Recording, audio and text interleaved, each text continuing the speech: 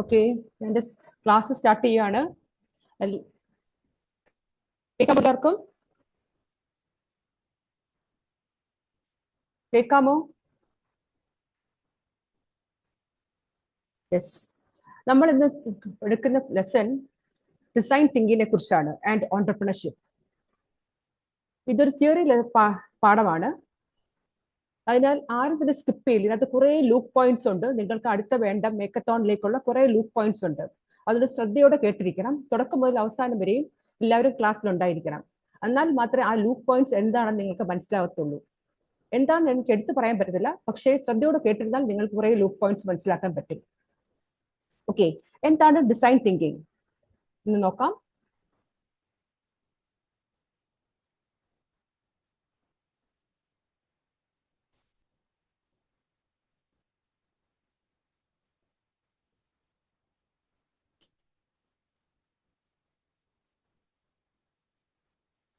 എന്താണ് നമ്മൾ ചെയ്യേണ്ടത്?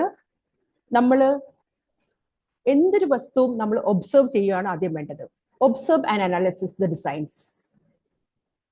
അന്നേരം ഏതൊരു വസ്തു നമ്മുടെ കയ്യിലുണ്ടെങ്കിലും അല്ലെങ്കിൽ എവിടെ നോക്കിയാലും നമ്മൾ ഏതൊരു വസ്തുവും നമ്മൾ നിരീക്ഷിക്കേണ്ട ഒരു അത്യാവശ്യ ഒരു ഘടകമാണ്. അന്നേരം ആദ്യം ഒബ്സർവേഷൻ ചെയ്യാം. ഒന്നാമത്തെ പടം നോക്കൂ. അതിൽ കാണുന്നത് ഒരു ഗംബൂട്ടാണ്. ആ ഗംബൂട്ടിന്റെ മാതൃക നോക്കിയേ. ആ കാൽപാദങ്ങളുടെ വിരലുകൾ കാണത്തക്ക വിധിയിലാണ് ഇരിക്കുന്നത്. അന്നേരം അത് ശരിയായ മാതൃകയാണോ? അല്ല. അന്നേരം ആ ഒരു ഗംബൂട്ട് ശരിയായ മാതൃകയല്ല എന്ന് നമുക്ക് മനസ്സിലായി. എന്തുകൊണ്ട് ശരിയായ മാതൃക അല്ലാതാവുന്നു? കാരണം വിരലുകൾ, ഈ ഗംബൂട്ട് ധരിക്കുന്നത് വിരലുകൾക്ക് സംരക്ഷണവും നരവുണ്ടായാൽ തെന്നാതിരിക്കാനും, ഇത് സാധാരണ യൂസ് ചെയ്യുന്ന കൃഷിക്കാരും ഫയർ വർക്കേഴ്സും ആർമിക്കാരും അല്ലെങ്കിൽ സൈറ്റിൽ ജോലി ചെയ്യുന്ന ആൾക്കാരുമാണ് സാധാരണ ഇത്തരം ഗൺബൂട്ട്സ് ഉപയോഗിക്കുന്നത്. അതിനാൽ ഈ ഗംബൂട്ട് ഒരു കാരണവശാലും ഒരു നല്ല ഗംബൂട്ട് ആണെന്ന് പറയാൻ പറ്റില്ല. അതായത് അതിന്റെ ഡിസൈൻ നമുക്ക് ഉപയോഗശൂന്യമാണ്. അടുത്തെടുക്കാം, ഒരു വാട്ടർ ക്യാൻ ആണ്. ഈ വാട്ടർ ക്യാനിന്റെ വെള്ളമൊഴിക്കുന്ന ഭാഗം എങ്ങോട്ടാണ് ഇരിക്കുന്നത്? അത് ക്യാനിന്റെ അകത്തോട്ടാണ് ഇരിക്കുന്നത്. അപ്പോൾ ചെടികൾക്ക് വെള്ളം ഒഴിക്കാൻ പറ്റുകയില്ല. നമ്മൾ എന്ത് ചെയ്യണം? ഈ ഡിസൈൻ മാറ്റി ഈ സ്പൗട്ട് എതിർവശത്തിലേക്ക് തിരിച്ചു വെച്ചാൽ മാത്രമേ നമുക്ക് വെള്ളം ഒഴിക്കാൻ പറ്റുകയുള്ളൂ. അടുത്തതായി മൂന്നാമത് വരുന്നത് ഒരു വാതിലിന്റെ കൈപ്പിടിയും അതിനോട് ചേർന്നുള്ള താക്കോൽ ദ്വാരമാണ്. അത് ശരിയായ ഡിസൈൻ ആണോ? അല്ല. അന്നേരം നമ്മൾ എങ്ങനെയാണ് അത് റീഡിസൈൻ ചെയ്യേണ്ടത്? ഈ ഡിസൈൻ, ഈ താക്കോൽ ദ്വാരം കതവ് പിടിയുടെ താഴെയായിരിക്കണം ലൊക്കേറ്റ് ചെയ്യേണ്ടത്. എങ്കിൽ മാത്രമേ ആ ഒരു കതവിന്റെയും കൈപ്പിടിയും താക്കോൽ ദ്വാരവും ശരിയായ രീതിയിൽ പ്രവർത്തനം ആകുകയുള്ളൂ. നാലാമത്തെ ചിത്രം നോക്കൂ. ഒരു കപ്പ്, അതിന്റെ കൈപ്പിടി എങ്ങനെയിരിക്കുന്നത്? ലെഫ്റ്റ് ടു റൈറ്റ്, ഇടത്ത് തൊട്ട് വലത്തോട്ടാണ് ഇരിക്കുന്നത്. അപ്പോൾ നമ്മൾക്ക് അങ്ങനെ കൈവച്ച് വിരലുകൾ കയറ്റി വെച്ച് പിടിച്ച് ചായ കുടിക്കാൻ അല്ലെങ്കിൽ പാനീയം കുടിക്കാൻ സാധിക്കുന്നതല്ല. അതിനാൽ അതിന്റെ ഡിസൈൻ ഈ കൈപ്പിടി മാറ്റി അപ്പ് ഡൗൺ അല്ലെങ്കിൽ നിവരെ വെക്കണം. എങ്കിൽ മാത്രമേ സൗകര്യമായി നമുക്ക് കൈകൾ കൊണ്ട് പിടിച്ച് അതിനുള്ളിലെ പാനീയം കുടിക്കാൻ പറ്റുകയുള്ളൂ.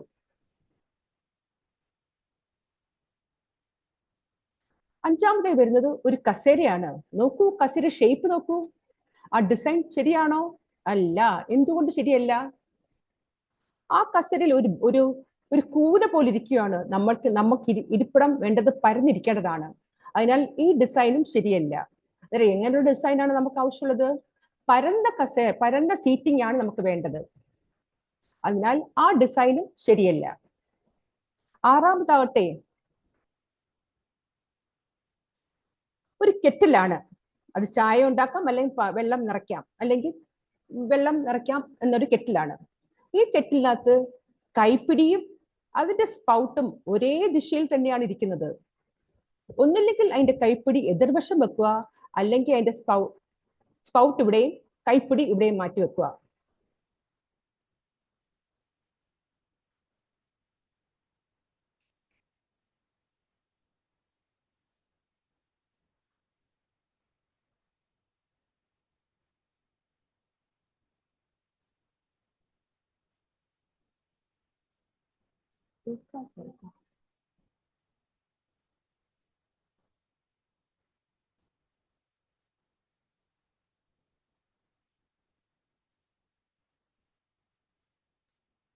ഓക്കെ, അതുവരെ മനസ്സിലായല്ലോ. അടുത്തായി ഉള്ളത് ഒരു വൈൻ ഗ്ലാസ് ആണ്. നോക്കൂ, അതിന്റെ ചുറ്റളവ് എങ്ങനെ ഇരിക്കുന്നത്, മുകളിലോട്ടാണ് ഇരിക്കുന്നത്. അതിനാൽ നമ്മൾ ജലം അല്ലെങ്കിൽ വൈൻ കുടിക്കുമ്പോൾ നമ്മുടെ മൂക്ക് അല്ലെങ്കിൽ വായുടെ മേൽഭാഗം ആ ആ വട്ടത്തിനുള്ളിലേക്ക് ഇരിക്കും. അതിനാൽ നമുക്ക് കുടിക്കാൻ അസൗകര്യമാകുന്നു. അന്നേരം അത് എങ്ങനെ മാറ്റാം? ഈ ഒരു വട്ടം അത് ഇങ്ങനെ വേണം മാറാൻ. കാരണം അതിന്റെ ഡിസൈനും മാറ്റേണ്ടതാണ്. അടുത്തതായിട്ട് ഒരു സിങ്കിലേക്ക് വെള്ളം ഒഴിക്കുന്ന ടാപ്പ് അല്ലെങ്കിൽ ഫോസറ്റ് ആണ്. ആ ഫോസറ്റ് വളരെ ഭിത്തിയോട് ചേർന്നിരിക്കുകയാണ്. അന്നേരം നമ്മൾ എന്ത് ചെയ്യണം? ആ ഫോസറ്റിന്റെ നീളം കൂട്ടണം. അല്ലെങ്കിൽ അങ്ങനെ നീട്ടിയാൽ മാത്രമേ ആ സിങ്കിലേക്ക് വെള്ളം വീഴാൻ കഴിയുകയുള്ളൂ. അതല്ലാത്ത പക്ഷം ആ പൈപ്പ് തുറക്കുമ്പോൾ അല്ലെങ്കിൽ ആ ഫോസറ്റ് തുറക്കുമ്പോൾ ആ ജലം എവിടെയാണ് വീഴുന്നത്? ആ പാതകത്തിലാണ് വീഴുന്നത്.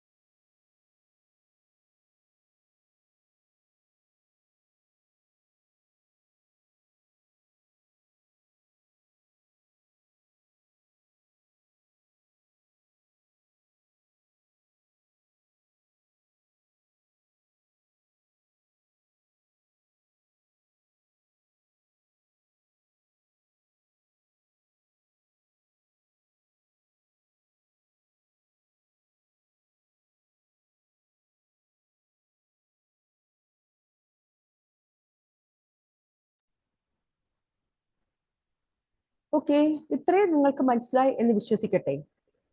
അടുത്തിലേക്ക് പോകാം.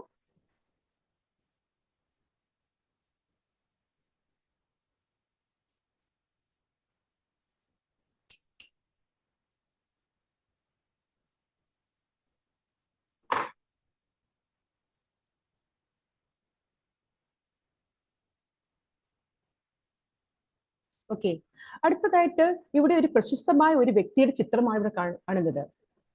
അദ്ദേഹത്തിന്റെ പേരാണ് സ്റ്റീവ് ജോബ്സ്. അദ്ദേഹം ആപ്പിളിന്റെ കോ ഫൗണ്ടർ ആണ്. അദ്ദേഹം പറഞ്ഞ കോട്സിന് ശ്രദ്ധിക്കൂ.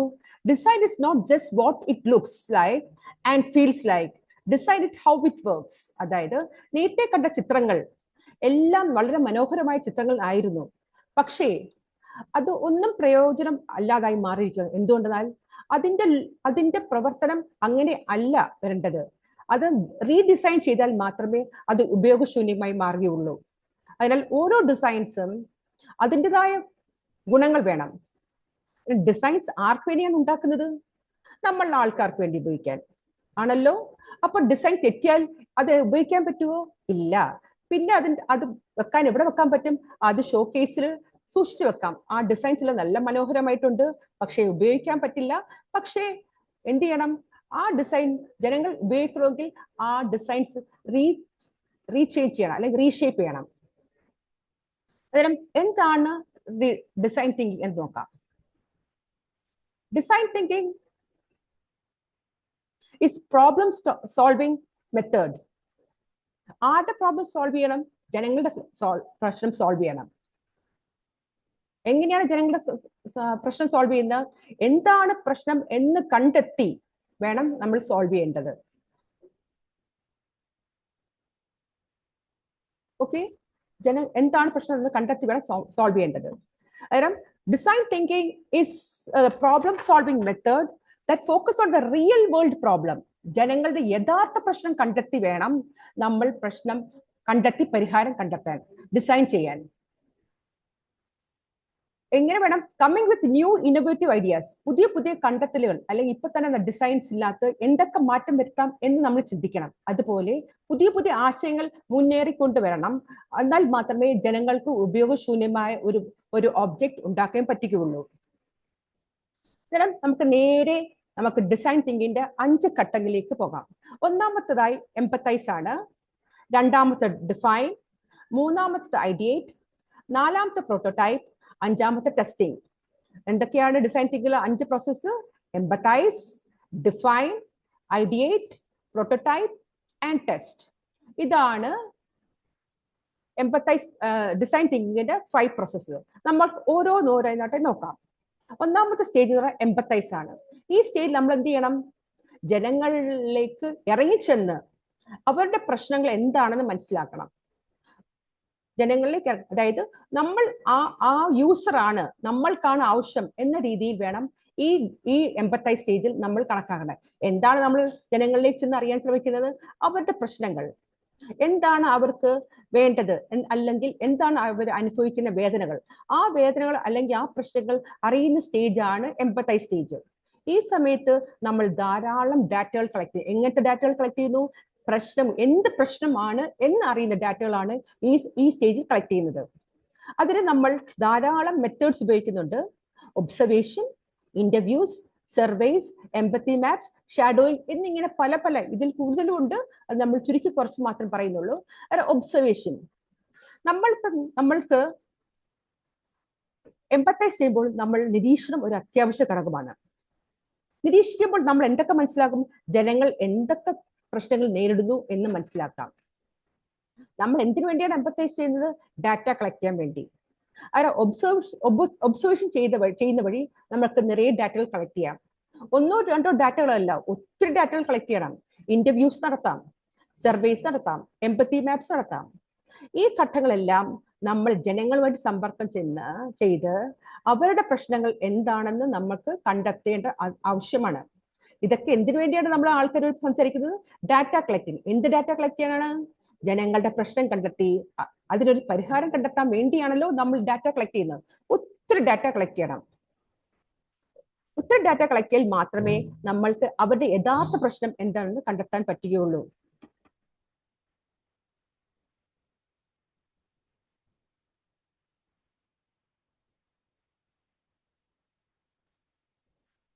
അങ്ങനെ ഇവിടെ നമ്മളെ കൊടുക്കുന്ന ചിത്രത്തിനകത്ത് 2 സുഹൃത്തുക്കൾ തമ്മിൽ സംസാരിക്കുന്ന ചിത്രമാണ്. അതിനെ നോക്കൂ, ആ മുഖലക്ഷണം നോക്കൂ, ആ ഇമോജി നോക്കൂ. ആ ഇമോജിയിൽ കാണുന്ന ചിത്രം എന്താണ്? വിഷമകരമായ ഒരു ചിത്രമാണ്.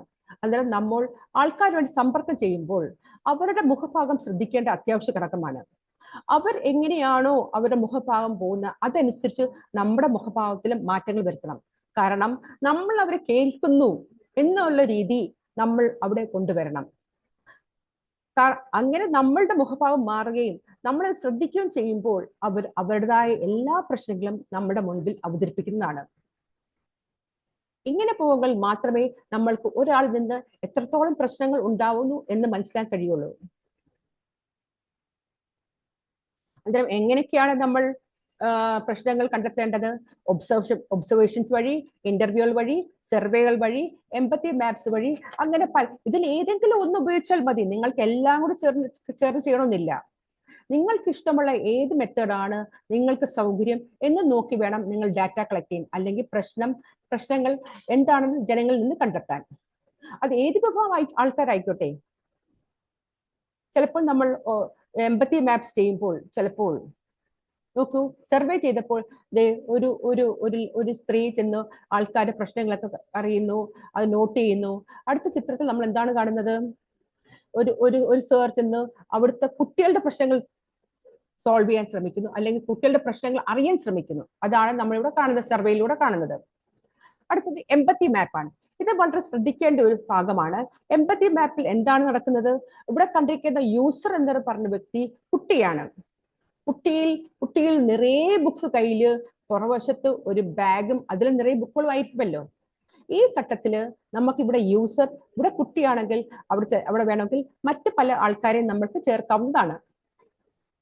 ഉദാഹരണം പറയട്ടെ, ഈ യൂസറിന് പകരം അതൊരു ലേബർ ആകാം, അല്ലെങ്കിൽ ഫാക്ടറി വർക്കർ ആവാം, പ്രൊഫഷണൽസ് ആവാം, ടീച്ചേഴ്സ് ആവാം, ഡോക്ടേഴ്സ് ആവാം. അവരാണ് ഇവിടെ യൂസർ എങ്കിൽ അവരുടെ പ്രശ്നം വേണം നമ്മൾക്ക് ഇവിടെ അറിയേണ്ടത്. അവിടെ സേ എന്നുള്ള ഭാഗത്ത് യൂസർ എന്താണ് പറയുന്നത്, യൂസർ എന്താണ് ചെയ്യുന്നത്, യൂസർ എന്താണ് കാണുന്നത്, അല്ലെങ്കിൽ യൂസർ എന്താണ് അനുഭവിക്കുന്നത്, ഈ കാര്യങ്ങൾ വേണം നമ്മൾ എംപത്തി മാപ്പിലൂടെ കണ്ടെത്താൻ. ഇതുപോലെ ഒരാളുടെ അല്ല, കുട്ടികളുടെ ആണ് എംപത്തി മാപ്പ്, കുട്ടികളുടെ ആണ് പ്രശ്നം നമ്മൾ കണ്ടെത്തുന്നുണ്ടെങ്കിൽ ഇതുപോലെ കുറെ കുട്ടികളുടെ പ്രശ്നങ്ങൾ നമ്മൾ കണ്ടെത്തേണ്ടതാണ്. ഇവിടെ നമുക്ക് കണ്ടെത്തിയിരിക്കുന്ന ഒരു പ്രശ്നം എന്ന് വെച്ചാൽ കുട്ടി ധാരാളം ബുക്കുകൾ രാവിലെ പോകുമ്പോൾ സ്കൂളിലേക്ക് കൊണ്ടുപോകുന്നു, തിരിച്ച് അതുപോലെ കുറെ ബുക്സ് തിരിച്ച് വീട്ടിലേക്ക് കൊണ്ടുപോകുന്നു. ഇതാണ് നമ്മളിവിടെ കണ്ടെത്തിയിരിക്കുന്നത്.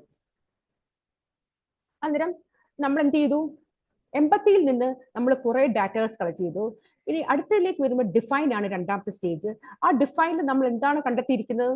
ഈ പ്രശ്നങ്ങളിൽ ഏറ്റവും കൂടുതൽ പ്രശ്നം ആരാണ് അനുഭവിക്കുന്നത്, ഏത് വിഭാഗം ആൾക്കാരാണ് അനുഭവിക്കുന്നത് എന്ന് കണ്ടെത്തലാണ് ഡിഫൈൻ സ്റ്റേറ്റ് ചെയ്യുന്നത്. നോക്കൂ, ഇവിടെ ഒരു മെത്തേഡ് നടക്കുന്ന കണ്ടോളൂ.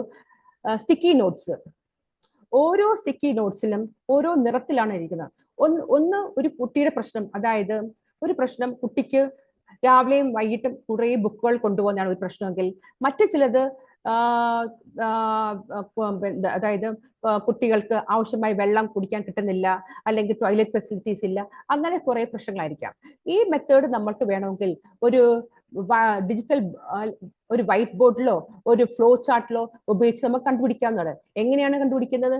ഏറ്റവും കൂടുതൽ പ്രശ്നമുള്ള നിറം, അല്ലെങ്കിൽ ഏറ്റവും കൂടുതൽ പ്രശ്നമുള്ള, നമ്മൾ വൈറ്റ് ബോർഡിൽ ഏറ്റവും കൂടുതൽ പ്രശ്നമുള്ള കാര്യം അത് നമ്മൾ എടുത്തിട്ട് വേണം, അതാണ് അവരുടെ പ്രശ്നം എന്ന് കണ്ടെത്തുകയാണ് ഇവിടെ ചെയ്യുന്നത്.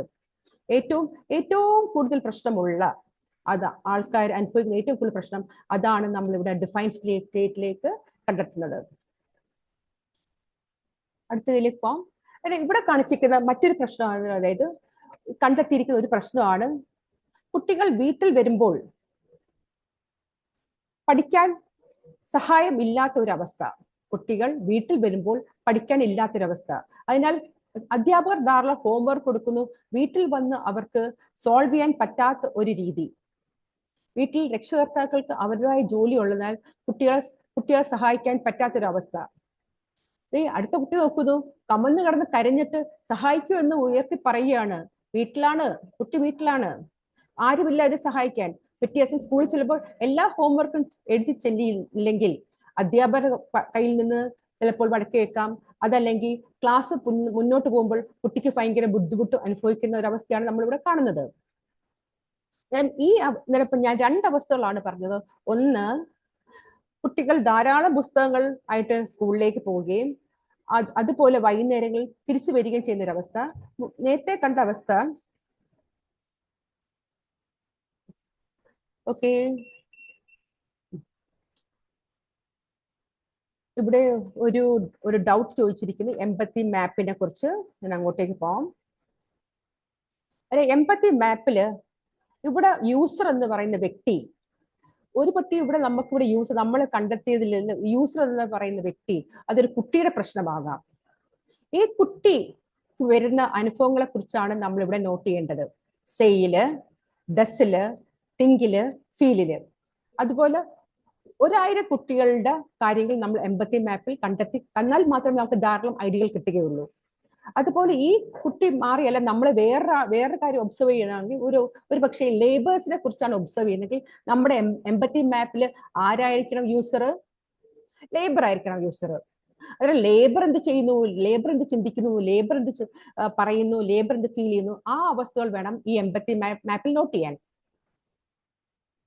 മനസ്സിലായല്ലോ? അതല്ലെങ്കിൽ ഒരു പ്രൊഫഷണൽ, ഒരു ടീച്ചറാണ് ഇവിടെ യൂസർ ആയിട്ട് വരുന്നതെങ്കിൽ ടീച്ചർ എന്ത് പറയുന്നു, ടീച്ചർ എന്ത് ചിന്തിക്കുന്നു, ടീച്ചർ എന്ത് ചെയ്യുന്നു, ടീച്ചറിന്റെ എന്താണ് ഫീലിങ്സ്, അത് വേണം നമ്മൾ കളക്ട് ചെയ്യാൻ, ഡാറ്റ ആയിട്ട് കളക്ട് ചെയ്യാൻ. മനസ്സിലായി കാണും എന്ന് ഞാൻ വിശ്വസിക്കട്ടെ. ഡിഫൈനകത്ത് നമ്മൾ എന്ത് ചെയ്തു? ഈ എംപത്തിയിൽ നമുക്ക് ലഭിച്ച പ്രോബ്ലംസ്, പ്രശ്നങ്ങൾ നമ്മൾ റിഫൈൻ ചെയ്ത് ഒരു പ്രശ്നം നമ്മൾ കണ്ടെത്തുകയാണ് ചെയ്യുന്നത്. അതായത് ഞാൻ ഇപ്പോൾ ഇവിടെ 2 വിഭാഗം ആൾക്കാർ കണ്ടെത്തിയ പ്രശ്നങ്ങളാണ് ഇവിടെ പറയുന്നത്. ഒരു വിഭാഗം ആൾക്കാർ കണ്ടെത്തിയ പ്രശ്നം, കുട്ടികൾക്ക് വീട്ടിൽ ചെന്നാൽ മതിയായ ഗൈഡൻസ് കിട്ടുന്നില്ല എന്നൊരു പ്രശ്നമാണ് നമ്മൾ ഇവിടെ കാണുന്നത്. മറ്റൊരു വിഭാഗം കണ്ടെത്തിയിരിക്കുന്ന പ്രശ്നം, കുട്ടികൾ ധാരാളം ബുക്കുകളുമായി സ്കൂളിൽ പോകുന്നു, അതുപോലെ അതേപോലെ ബുക്കുകൾ തിരിച്ചു കൊണ്ടുവരുന്നു. നോക്കി അവരുടെ അവസ്ഥ, ക്ഷീണിച്ച് തളർന്ന് ബുക്കും ബാഗും എല്ലാം വലിച്ചുകൊണ്ട് പോകുന്ന അവസ്ഥ. ഇവിടെ നോക്കൂ, ഭയങ്കര വിഷമമായ അവസ്ഥ. ഇതാണ് 2 ടീംസുകൾ കണ്ടെത്തിയിരിക്കുന്ന അവസ്ഥകൾ. ഇപ്പോൾ മനസ്സിലായെന്ന് വിശ്വസിക്കട്ടെ. അതിനാൽ നമുക്കിപ്പോൾ അവസ്ഥ മനസ്സിലായി. എന്താണ് അവസ്ഥ, എന്താണ് റിയൽ പ്രോബ്ലം? റിയൽ പ്രോബ്ലം എന്താണ്? കുട്ടികൾ വീട്ടിൽ ചെന്നാൽ പഠിപ്പിക്കാൻ സഹായിക്കുന്ന ഒരു മാർഗം, അതാണ് ഒന്നാമത്തെ പ്രോബ്ലം. അവർക്ക് പഠിക്കാൻ പറ്റുന്നില്ല, വീട്ടിൽ ചെന്നാൽ പഠിക്കാൻ പറ്റില്ല, കാരണം അവരെ സഹായിക്കാൻ ആരുമില്ല. രണ്ടാമത് നമ്മൾ വേറൊരു ടീം കണ്ടെത്തിയിരുന്ന പ്രോബ്ലം എന്താണ്? ഇത്രയും ബുക്കുകൾ, വലിയ വലിയ ബുക്കുകളും ചുമന്നുകൊണ്ട് സ്കൂളിൽ പോകുന്നു, അതുപോലെ ചുമന്നുകൊണ്ട് തിരിച്ചു വരുന്നു. അന്നേരം ഇതാണ് നമ്മൾ കണ്ടെത്തിയിരിക്കുന്ന പ്രോബ്ലംസ്. അതായത് രണ്ട് വിഭാഗം ടീമുകൾ കണ്ടെത്തിയിരിക്കുന്ന രണ്ട് പ്രോബ്ലംസിനെ കുറിച്ചാണ് ഞാനിവിടെ പറഞ്ഞത്. ഇത്രയും മനസ്സിലായല്ലോ? യെസ്. അതായത് നമ്മൾ ഐഡിയേറ്റിലേക്ക് പോകാം. ഇപ്പൊ മൂന്നാമത്തെ സ്റ്റെപ്പാണ് ഐഡിയേറ്റ്. ഈ മൂന്നാമത്തെ സ്റ്റെപ്പിൽ നമ്മൾ ഐഡിയേറ്റ് വെച്ചാൽ ഐഡിയാസ് കണ്ടെത്തുകയാണ് ചെയ്യേണ്ടത്. ഐഡിയാസ് കണ്ടെത്തുകയാണ് നമ്മൾ ചെയ്യേണ്ടത്. ഒന്നാമത്തെ എംപതി സ്റ്റേറ്റിൽ നമ്മൾ ധാരാളം ഡാറ്റകൾ കളക്ട്, എന്തിനത്തെ ഡാറ്റ? ജനങ്ങളുടെ പ്രശ്നങ്ങൾ കളക്ട് ചെയ്യുന്നു. രണ്ടാമത്തെ ആയിട്ട് അതിനകത്ത് ഏറ്റവും ജനങ്ങൾക്ക് വേണ്ട ഒരു ആശയം കണ്ടെത്തുന്നു. ആ ആശയം നമ്മൾ അതിനു വേണ്ടിയുള്ള ഐഡിയകൾ കളക്ട് ചെയ്യാണ് മൂന്നാമത്തെ സ്റ്റേജിൽ ചെയ്യുന്നത്. ഒന്നാമത്തെ എംപത്തൈസ് സ്റ്റേജിൽ ഡാറ്റകൾ കളക്ട് ചെയ്യുന്നു, ജനങ്ങളുടെ പ്രശ്നങ്ങൾ കളക്ട് ചെയ്യുന്നു. രണ്ടാമത്തെ അകത്ത് ഡിഫൈനകത്ത് ആ പ്രശ്നങ്ങളിൽ നിന്ന് ഏറ്റവും ഉചിതമായ പ്രോബ്ലം നമ്മൾ കണ്ടെത്തുന്നു. ആ ഉചിതമായ പ്രോബ്ലം നമ്മൾ മൂന്നാമത്തെ സ്റ്റേജിൽ ആ ഉചിതമായ പ്രോബ്ലത്തിന്റെ ഐഡിയാസ് കണ്ടെത്തുന്നു. എങ്ങനെ നമുക്ക് ഇത് പ്രശ്നം പരിഹരിക്കാം എന്നുള്ള ഐഡിയയാണ് നമ്മൾ മൂന്നാമത്തെ സ്റ്റേജിൽ കളക്ട് ചെയ്യുന്നത്. ഈ ഐഡിയാസ് കളക്ട് ചെയ്യുമ്പോൾ ഒത്തിരി കളക്ട് ചെയ്യണം. ഒത്തിരി ഐഡിയാസ്, ഒരാളുടെ, രണ്ടാളുടെ, മൂന്നാളുടെ അല്ല, ഒത്തിരി ഐഡിയാസ് കളക്ട് ചെയ്താൽ മാത്രമേ നമ്മൾ അതിനുള്ള ഒരു പ്രശ്ന പരിഹാരം കണ്ടെത്താൻ പറ്റുകയുള്ളൂ. ഈ അവസ്ഥയിൽ നമ്മൾ പല കാര്യങ്ങൾ ചെയ്യേണ്ടതുണ്ട്. ബ്രെയിൻ സ്റ്റോമിങ്, സ്കാംബർ, ക്രേസി എയ്റ്റ്, ഇങ്ങനെ കുറേ കാര്യങ്ങൾ ചെയ്യേണ്ടതായിട്ട് ഉണ്ട് ഈ അവസ്ഥയിൽ. ഞാൻ എല്ലാം കൂടെ പറയുന്നില്ല, ഇനി കുറേ അവസ്ഥകളുണ്ട്. നിങ്ങൾക്ക് ഇഷ്ടമുള്ളത് നിങ്ങൾക്ക് സെലക്ട് ചെയ്തെടുക്കാം. സ്കാംബറോ ക്രേസി എയ്റ്റോ ഇങ്ങനത്തെ ഏതെങ്കിലും ബ്രെയിൻ സ്റ്റോമിങ്, നിങ്ങൾക്ക് ഇഷ്ടമുള്ള ബ്രെയിൻ സ്റ്റോമിങ് വഴി നിങ്ങൾക്ക് നിങ്ങളുടെ ഐഡിയാസ് കളക്ട് ചെയ്യാം. പിന്നെ ശ്രദ്ധിക്കേണ്ടത്, എല്ലാ ഐഡിയാസും ആരുടെ ഐഡിയാസ് കളക്ട് ചെയ്യാതെ, ഇപ്പൊ കുട്ടികളുടെ അടുത്തുനിന്നായാലും മുതിർന്നവരുടെ അടുത്തുനിന്നായാലും ആരുടെ അടുത്ത് നമ്മൾ ഐഡിയാസ് കളക്ട് ചെയ്യുമ്പോഴും അവരുടെ അടുത്ത് നല്ല സ്നേഹത്തിന്റെയും സഹാനുഭൂതിയോടെയും വേണം നിങ്ങൾ അവരോട് നിൽക്കാൻ. ഒരിക്കലും ആരെയും ജഡ്ജ് ചെയ്യാൻ പാടില്ല. ഏത് ഐഡിയാസും നല്ലതായിട്ടുണ്ട്, പറയൂ, ഇനിയും പറയൂ, ഇനി എന്താണ് നിങ്ങളുടെ ഐഡിയ? ഇപ്പൊ നമ്മളുടെ ഇവിടെ തന്നിരിക്കുന്ന നമ്മൾ ടോപ്പിക് എന്ന് വെച്ചാൽ ഒന്നാമത്തെ ടോപ്പിക് എന്താണ്? കുട്ടികൾ വീട്ടിൽ പോയാൽ പഠിക്കാൻ സാമഗ്രികളില്ല, പഠിക്കാൻ ആരും ഗൈഡ് ചെയ്യാൻ ഇല്ല. രണ്ടാമത്തെ പ്രശ്നം നമ്മൾ കണ്ടെത്തിയിരിക്കുന്നത്, കുട്ടികൾ ധാരാളം ബുക്സുമായി സ്കൂളിൽ പോകുന്നു, തിരിച്ച് അതുപോലെ വരുന്നു.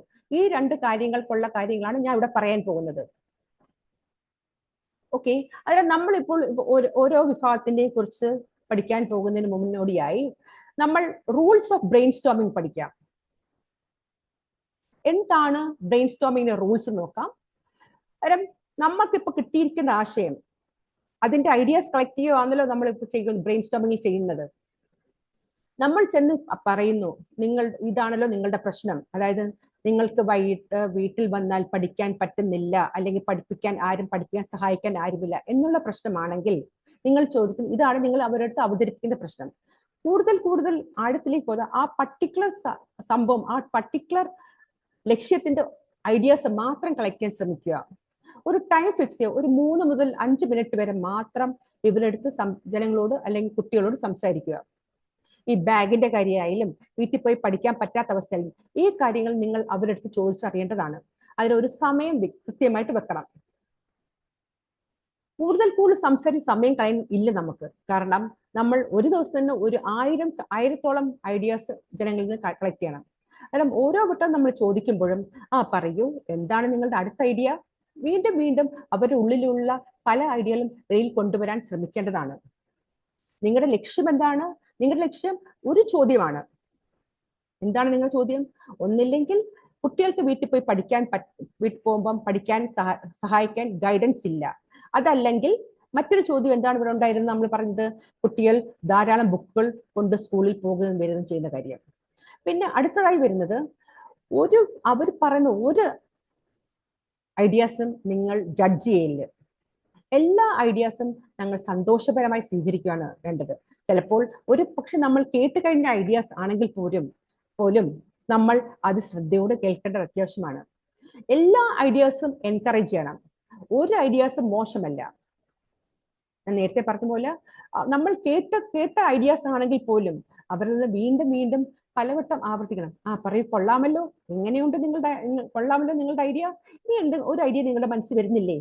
അങ്ങനെ ചോദിച്ച് കുറെ ഐഡിയാസ് വീണ്ടും വീണ്ടും കളക്ട് ചെയ്യാൻ ശ്രമിക്കണം. പിന്നെ നമ്മളിവിടെ പ്രത്യേകം ശ്രദ്ധിക്കേണ്ട മറ്റൊന്നാണ് ക്വാണ്ടിറ്റി. എത്രത്തോളം ഐഡിയാസ് ക്രിയേറ്റ് ചെയ്യാം, അല്ലെങ്കിൽ എത്രത്തോളം കളക്ട് ചെയ്യാൻ കുട്ടികളിൽ നിന്ന് അല്ലെങ്കിൽ ജനങ്ങളിൽ നിന്ന് വാങ്ങിക്കാം, അത്രത്തോളം ക്വാണ്ടിറ്റി ആണ് നമ്മൾ നോക്കുന്നത്, എണ്ണമാണ് നോക്കുന്നത്, ക്വാളിറ്റി അല്ല ഇവിടെ നോക്കുന്നത്. എത്രത്തോളം ഐഡിയാസ് കിട്ടുന്നു എത്രത്തോളം അതിന്റെ ഐഡിയാസിന്റെ എണ്ണം കൂട്ടി കൊണ്ടുവരാൻ ശ്രമിക്കുന്നു. പിന്നെ അടുത്തതായിട്ട് ഒരു ഐഡിയ ഉണ്ട്.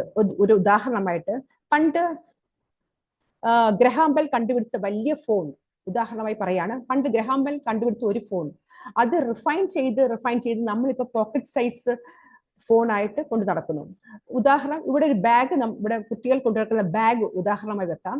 ആ ബാഗ് സാധാരണ ബാഗിൽ നിന്ന് നമുക്ക് വ്യത്യസ്തമായ ബാഗുകൾ ഉണ്ടാക്കാം. ആ പണ്ടത്തെ ഐഡിയ ആയിരുന്നു നമുക്ക് നിലവിലുള്ള ബാഗ്. അത് എങ്ങനെ ബിൽഡ് ഓൺ ചെയ്തു, അതിനകത്ത് കുറെ കാര്യങ്ങൾ, ബാഗിനകത്ത് കുറെ സെറ്റിങ്സ് ചേർത്തു, അല്ലെങ്കിൽ ബാഗ്സിൽ കുറെ ഐഡിയാസ് മാറ്റി വെക്കാം എന്നിങ്ങനെ കാര്യമാണ് ബിൽഡ് ഓൺ ഐഡിയാസിൽ വരുന്നത്. പിന്നെ നമ്മൾ എപ്പോഴും ഇവിടെ നമ്മൾ ചെയ്യുന്നത്, നിങ്ങൾ ഇപ്പോഴും മേക്കത്തോണിലേക്ക് പ്രിപ്പയർ ചെയ്യുന്ന സ്ഥിതിക്ക് നിങ്ങൾ എന്താണ് വേണ്ടത്? നിങ്ങളുടെ ഐഡിയാസ് എല്ലാം വിഷ്വൽ ആയിരിക്കണം. നിങ്ങൾ അവതരിപ്പിക്കുമ്പോൾ നിങ്ങളുടെ ഐഡിയാസ് എല്ലാം വിഷ്വൽ ആയിരിക്കണം. ഞാൻ നേരത്തെ പറഞ്ഞ പോലെ ഒരു കോൺവെർസേഷൻ മാത്രമേ നമ്മൾ ഇവിടെ ചോദിക്കാൻ പറ്റൂ. ഒന്നില്ലെങ്കിൽ ബാഗിനെ കുറിച്ച്, ബുക്സിനെ കുറിച്ച്, അല്ലെങ്കിൽ നമുക്ക് ഗൈഡൻസിനെ കുറിച്ച്. ഈ രണ്ട് കാര്യങ്ങൾ അല്ലാതെ മറ്റൊന്നും തന്നെ സംസാരിക്കാൻ പാടുള്ളതല്ല. മനസ്സിലായല്ലോ? എന്തെങ്കിലും ഡൗട്ട് ഉണ്ടെങ്കിൽ ചോദിക്കൂ.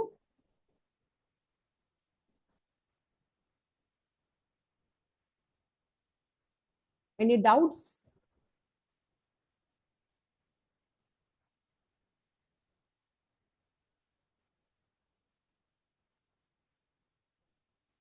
Shall I continue? ഞാൻ തുടരട്ടെ?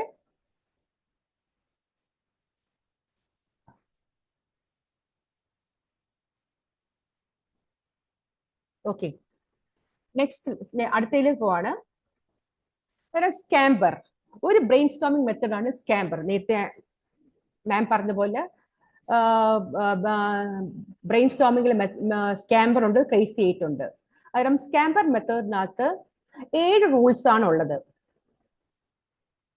7 റൂൾസിനകത്ത് ഈ സ്കാമ്പർ എന്ന വാക്കിന്റെ ഈ ആദ്യ അക്ഷരം കണ്ടല്ലോ, ഇവിടെ കിടക്കുന്ന substitute, combine, adapt, modify, put to and use, eliminate, reverse, ഈ വാക്കുകളുടെ ആദ്യത്തെ അക്ഷരം ചേർത്താണ് സ്കാമ്പർ എന്ന വാക്ക് ഉണ്ടാക്കിയിരിക്കുന്നത്.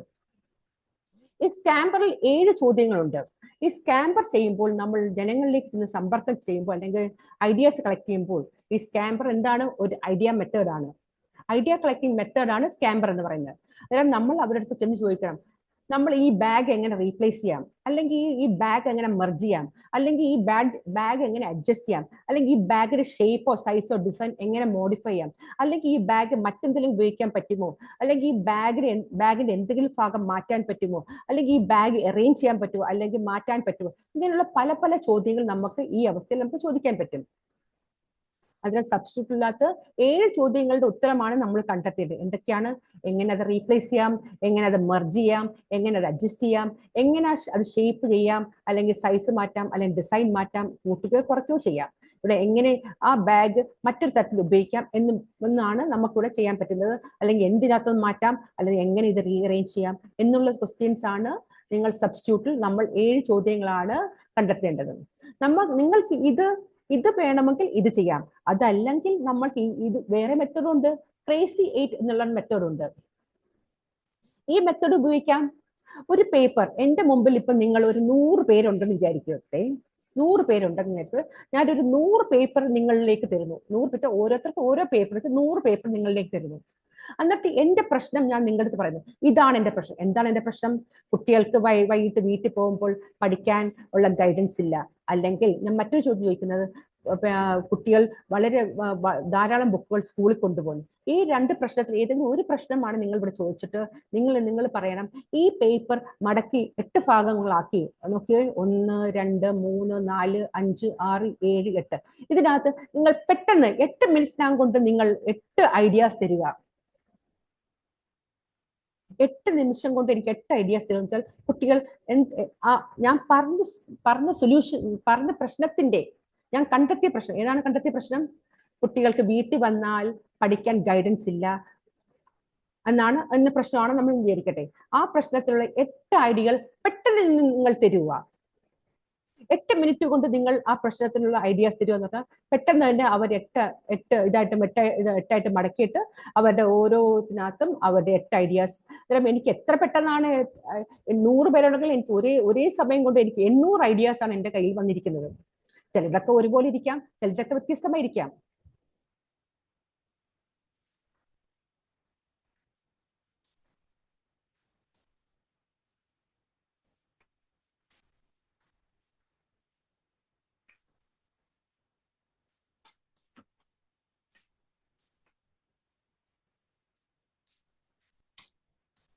ഓക്കെ, അത്രയും കിട്ടിയല്ലോ.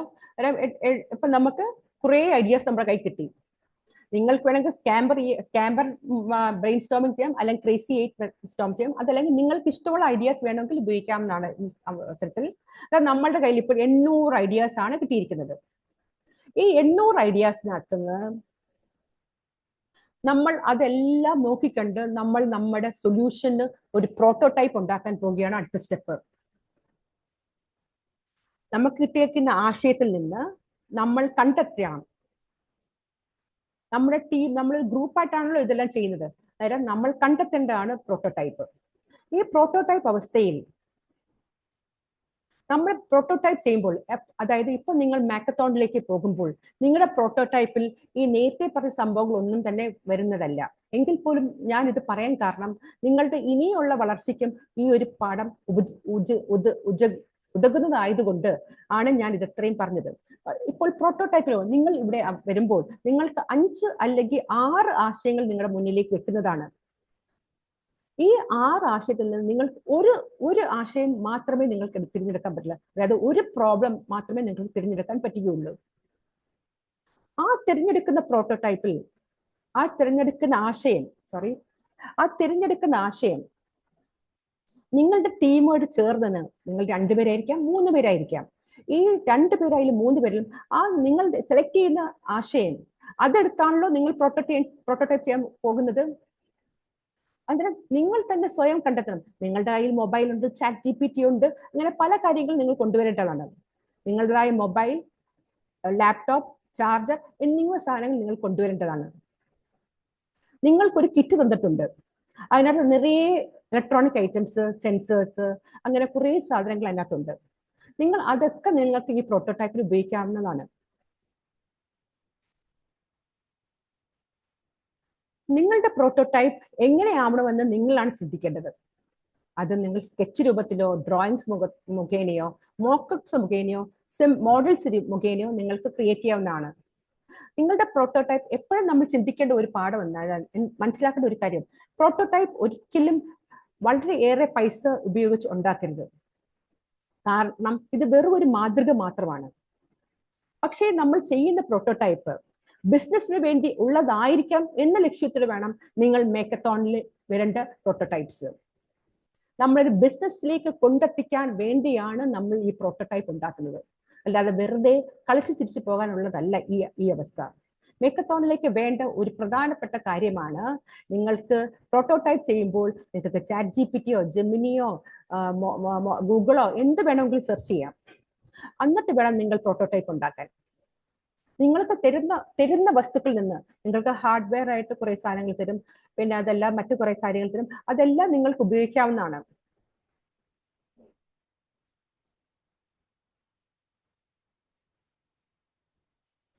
അന്നേരം പ്രോട്ടോടൈപ്പ് എന്നത് സിമ്പിൾ മോഡലാണ്. അത് നിങ്ങൾ തന്നിരിക്കുന്ന, അതായത് മേക്കത്തോണിൽ തന്നിരിക്കുന്ന പ്രശ്നത്തിലുള്ള സൊല്യൂഷൻ കണ്ടെത്തുകയാണ് ഈ പ്രോട്ടോടൈപ്പിലൂടെ നിങ്ങൾ ചെയ്യേണ്ടത്.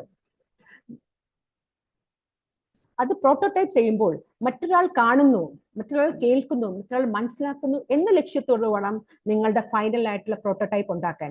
നിങ്ങൾ പരസ്പരം ചർച്ച ചെയ്യണം, എങ്ങനെയായിരിക്കണം നമ്മുടെ പ്രോട്ടോടൈപ്പ് ഉണ്ടാക്കണം. നിങ്ങൾക്ക് 4 മുതൽ 5 മണിക്കൂർ ആണ് നിങ്ങൾക്ക് ലഭിക്കുന്നത്. നിങ്ങൾ തരം തിരിച്ച് നിങ്ങൾ എന്ത് ചെയ്യണം എന്ന് തീരുമാനിച്ച് അത്രയും സമയം ഉപയോഗിച്ച് വേണം നിങ്ങളുടെ പ്രോട്ടോടൈപ്പ് ഉണ്ടാക്കാൻ.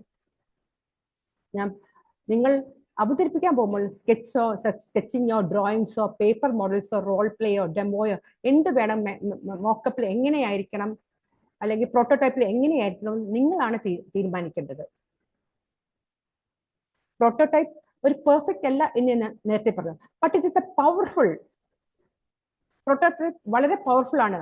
നിങ്ങളുടെ പ്രോട്ടോടൈപ്പ് പവർഫുൾ ആവുന്ന എങ്ങനെ? അത് നിങ്ങൾ അവതരിപ്പിക്കുമ്പോഴാണ് പ്രോട്ടോടൈപ്പ് പെർഫെക്റ്റ് ആവുന്നത്. ഒരുപക്ഷെ നിങ്ങൾക്ക് എല്ലാം തന്നെ പ്രോട്ടോടൈപ്പിൽ എക്സ്പ്ലെയിൻ ചെയ്യാൻ പറ്റാത്ത അവസ്ഥ വരികയാണെങ്കിൽ നിങ്ങൾക്ക് അതിന്റെ മോഡൽസ് ഒക്കെ ഉണ്ടാക്കിക്കണം. കാർഡ്ബോർഡ്സോ അല്ലെങ്കിൽ പൈപ്പ്സോ അല്ലെങ്കിൽ വയേഴ്സോ അല്ലെങ്കിൽ തന്നിരിക്കുന്ന നിങ്ങൾ ഡിജിറ്റൽ ആയിട്ട് നിങ്ങൾക്ക് വേണമെങ്കിലും നിങ്ങൾ അത് കാണിക്കാവുന്നതാണ്. തന്നിരിക്കുന്ന വസ്തുക്കൾ പരിപൂർണമായി ഉപയോഗിക്കാനും ചെയ്യേണ്ടതാണ് പ്രോട്ടോടൈപ്പിൽ. അന്നേരം ഞാൻ ഇവിടെ ഈ ഭാഗം സ്കിപ്പ് ചെയ്യാണ്, കാരണം നിങ്ങൾക്ക് അതിന്റെ ആവശ്യമില്ല. ഇത് പ്രോട്ടോടൈപ്പിന്റെ പല മാതൃകകളാണ്. ഇതെല്ലാം കാർഡ്ബോർഡ് കൊണ്ടുണ്ടാക്കിയതാണ്. ഈ ബാഗ് പേപ്പറും കാർഡ്ബോർഡും കൊണ്ടുണ്ടാക്കിയതാണ്. ഇത് നമ്മുടെ കുട്ടികൾക്കുള്ള ഗൈഡൻസ് ആണ്. നേരത്തെ പറഞ്ഞ പ്രശ്നത്തിന്റെ ഗൈഡൻസ് ആയിട്ടുള്ള കുട്ടികൾക്ക് ഒരു ലാപ്പ് വഴി അല്ലെങ്കിൽ കമ്പ്യൂട്ടർ വഴി വീട്ടിൽ ഇരുന്ന് ഗൈഡൻസ് കൊടുക്കുന്ന മാതൃകയാണ്. അല്ലെങ്കിൽ ഇ റീഡേഴ്സ്. ഇതൊന്നും നിങ്ങൾക്ക് ഇപ്പോൾ ആവശ്യമില്ല, പക്ഷെ എന്നാൽ ജസ്റ്റ് പറഞ്ഞു. ഇത് ഒരു മേശ, ഒരു ഉള്ളിൽ ഒരു ഡ്രോയർ, അതിനാൽ കുട്ടികൾ ഷെൽഫിന്റെ അടുത്ത് പോകേണ്ട, തൊട്ടടുത്ത് തന്നെ തന്റെ ബുക്സുകളും മറ്റു സാമഗ്രികളും ഇവിടെ വെക്കാം എന്ന രീതിയിൽ ഒരു പ്രോട്ടോടൈപ്പാണ്. ഇതെല്ലാം പ്രോട്ടോടൈപ്പാണ്. ഇത് ഞാൻ സ്കിപ്പ് ചെയ്യാണ്, കാരണം നിങ്ങൾക്ക് വരാൻ പോകുന്ന പ്രോട്ടോടൈപ്പ് ഇതായിരിക്കണമെന്നില്ല. എല്ലാ 21st സെഞ്ചുറി സ്കിൽസ് ഉപയോഗിക്കേണ്ടതാണ് നിങ്ങളുടെ പ്രോട്ടോടൈപ്സ്. അതിനാൽ നിങ്ങൾക്ക് തന്നിരിക്കുന്ന നിങ്ങളെല്ലാം കണ്ടു കാണുമല്ലോ. നിങ്ങളുടെ സൃഷ്ടി 2025 ഫൈനലിസ്റ്റ് ലിസ്റ്റിനകത്ത് അതിനകത്തുള്ള കിറ്റ് കണ്ടു കാണുമല്ലോ. അതിനകത്ത് എന്തൊക്കെ ഹാർഡ്വെയർസ് ഉണ്ടെന്ന് നിങ്ങൾക്ക് മനസ്സിലാക്കണം. ആ ഹാർഡ്വെയർസിൽ പലതും നിങ്ങൾ ഉപയോഗിക്കാൻ ശ്രമിക്കേണ്ടതാണ്. കാരണം ഇതൊക്കെ ഇവിടെ എന്റെ ലാപ്ടോപ്പിൽ അല്ലെങ്കിൽ നമ്മൾ സ്ക്രീനിൽ ഷെയർ ചെയ്യുന്ന ഈ പിക്ചറൊക്കെ കുറെ നാൾക്ക് മുമ്പ് ഉണ്ടായിരുന്നു. അല്ലെങ്കിൽ കുറെയൊക്കെ ഇതൊക്കെ വേണം ഇനി റിഫൈൻ ചെയ്യാം. പക്ഷെ നിങ്ങൾക്ക് തരുന്ന ആശയം പ്രോട്ടോടൈപ്പ് ആയിട്ട് ക്രിയേറ്റ് ചെയ്യുമ്പോൾ 21st സെഞ്ചുറി സ്കിൽസ് ഉപയോഗിക്കേണ്ട അത്യാവശ്യമാണ്. അത് നമ്മൾ ലക്ഷ്യമിടേണ്ടത് എന്തിനാണ്? ബിസിനസ്സിന് വേണ്ടിയാണ് ലക്ഷ്യമിടേണ്ടത്. നിങ്ങളുടെ പ്രോട്ടോടൈപ്പ് അത് ബിസിനസ്സിലേക്ക് എത്തപ്പെടും എന്ന ലക്ഷ്യത്തോട് വേണം നിങ്ങൾ അത് ചെയ്യേണ്ടത്. നിങ്ങൾ അടുത്തതായിട്ട് വരുന്നത് ടെസ്റ്റിംഗ് ആണ്. നിങ്ങളുടെ പ്രോട്ടോടൈപ്പ് ഉണ്ടാക്കി വെച്ചിട്ട് നിങ്ങൾ വേറെ ആരുമില്ല അവിടെ. അതുകൊണ്ട് നിങ്ങൾ തന്നെ തീരുമാനിക്കണം ഈ പ്രോട്ടോടൈപ്പിൽ എന്തൊക്കെ പ്രവർത്തിക്കും, എന്തൊക്കെ വേണം, എന്തൊക്കെ വേണ്ട എന്നുള്ള കാര്യങ്ങൾ നിങ്ങൾ തന്നെയാണ് ഇവിടെ തീരുമാനിക്കേണ്ടത്. കാരണം ഇവിടെ ടെസ്റ്റ് ചെയ്യാനും പ്രോട്ടോടൈപ്പ് ചെയ്യാനും നിങ്ങൾ മാത്രമേ ഉള്ളൂ.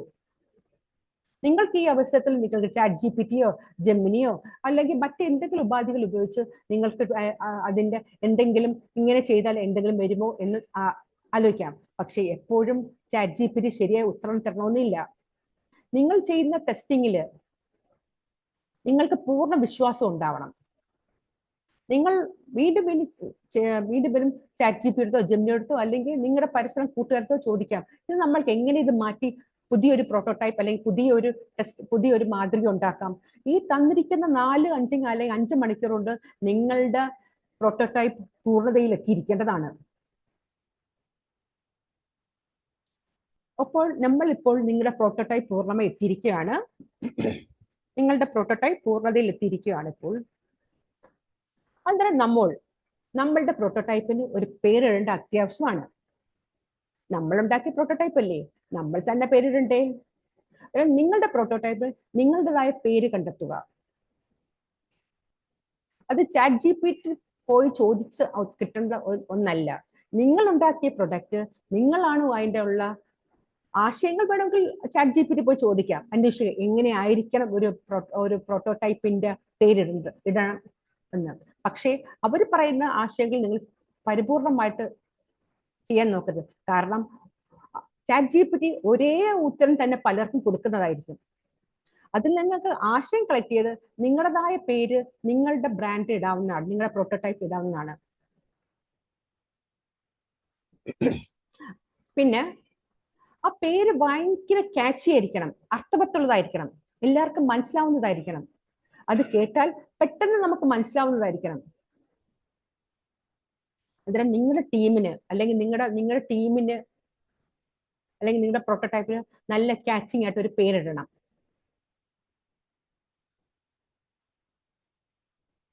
കൂടാതെ അത് സ്ലോഗന്റെ കാര്യം അടുത്തിൽ പറയാം. ലോഗോ ഇടുന്ന കാര്യമാണ്. ലോഗോയിലേക്ക് നമുക്ക് പോകാം. എങ്ങനെയാണ് നമുക്കൊരു ലോഗോ ഉണ്ടാക്കേണ്ടത് നോക്കാം. ലോഗോ അതൊരു ജസ്റ്റ് ഒരു ഡിസൈൻ മാത്രമല്ല. ലോഗോ നമ്മുടെ പ്രൊഡക്റ്റിന്റെ, നമ്മുടെ ബ്രാൻഡ്, അതായത് നിങ്ങളുടെ പ്രോട്ടോടൈപ്പിന്റെ, നിങ്ങളുടെ ബ്രാൻഡിന്റെ മൂല്യവും പേഴ്സണാലിറ്റിയും സത്യസന്ധതയും ആയിരിക്കണം നിങ്ങളുടെ ലോഗോ. ലോഗോ ഡിസൈൻ ചെയ്യുമ്പോൾ എന്തൊക്കെയാണ് ശ്രദ്ധിക്കേണ്ടത്? അതിന്റെ മൂല്യം, നിങ്ങൾ ഉണ്ടാക്കിയ വസ്തുവിന്റെ മൂല്യം, അതിന്റെ പേഴ്സണാലിറ്റി, അതിന്റെ പ്രോമിസ്, ഇതൊക്കെ നമ്മൾ നോക്കേണ്ടതാണ്. പ്രോട്ടോടൈപ്പിന്റെ ലോഗോ നിങ്ങളാണ് ഡിസൈൻ ചെയ്യേണ്ടത്. നിങ്ങൾക്ക് ആശയങ്ങൾ എവിടെ നിന്ന് വേണമെങ്കിലും അന്വേഷിച്ച് കണ്ടെത്താം, പക്ഷേ ലോഗോ ക്രിയേറ്റ് ചെയ്യുന്നത് നിങ്ങൾ തന്നെ ആയിരിക്കണം.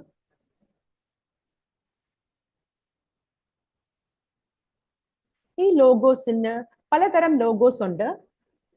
ലോഗോസ് സാധാരണയായി 3 തരം ലോഗോസ് ആണ് നമ്മൾ സാധാരണയായി കണ്ടുവരുന്നത്.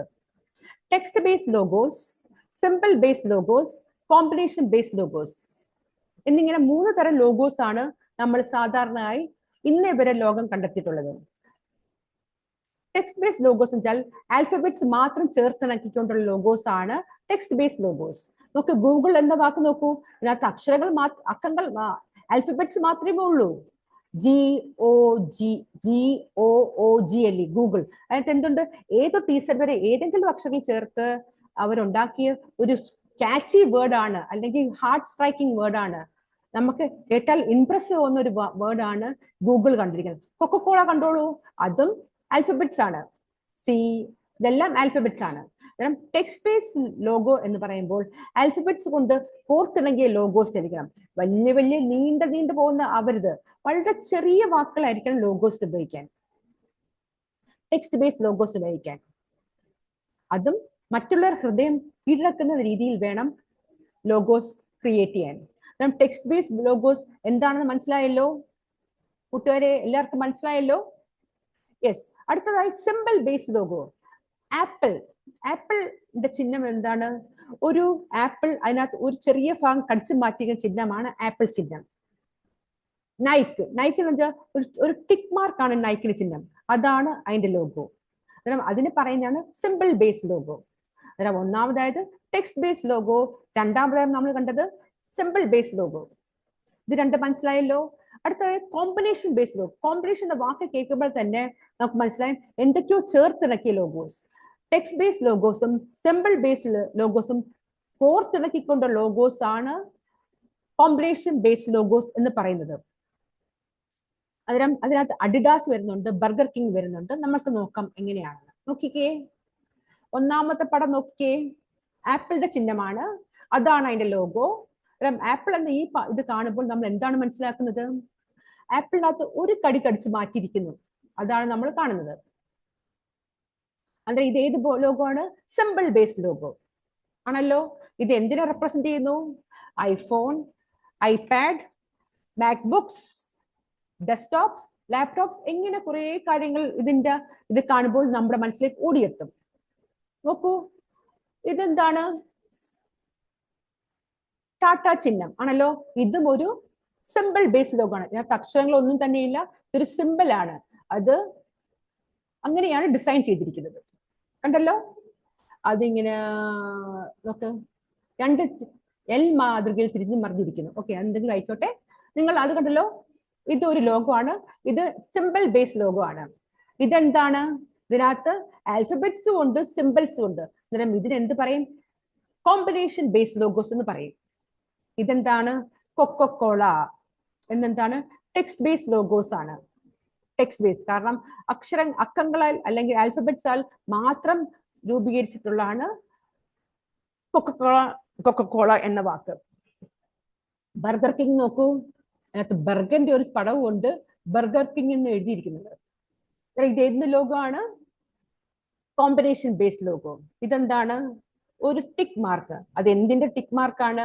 നൈക്ക് എന്നുള്ള ബ്രാൻഡിന്റെ ലോഗോ ആണ് സ്വോഷ് എന്ന ഈ ടിക്ക് മാർക്ക്. ഈ ചിഹ്നം കാണുമ്പോൾ നമ്മുടെ മനസ്സിലേക്ക് പല പല കാര്യങ്ങൾ ഓടി. ഈ ഓരോ ചിഹ്നങ്ങൾ കാണുമ്പോഴും പല പല ആശയങ്ങളാണ് നമ്മുടെ മനസ്സിലേക്ക് ഓടി വരുന്നത്. അതെന്തൊക്കെയാണെന്ന് നിങ്ങൾക്ക് അറിയാമല്ലോ. ഇപ്പൊ ഞാനത് സ്കിപ്പ് ചെയ്യാം, കൂടുതൽ എക്സ്പ്ലനേഷനിൽ പോകുന്നില്ല. കാരണം ഇത് എന്താണ് എന്ന് മനസ്സിലാക്കാൻ വേണ്ടി നിങ്ങൾക്ക് നിങ്ങളുടെ മാരത്തോണിൽ ഒരു ലോഗോ ഉണ്ടാവണം, ഒരു നെയിം ഉണ്ടാവണം എന്ന് കാണിക്കാൻ വേണ്ടിയാണ് ഇത് പറയുന്നത്.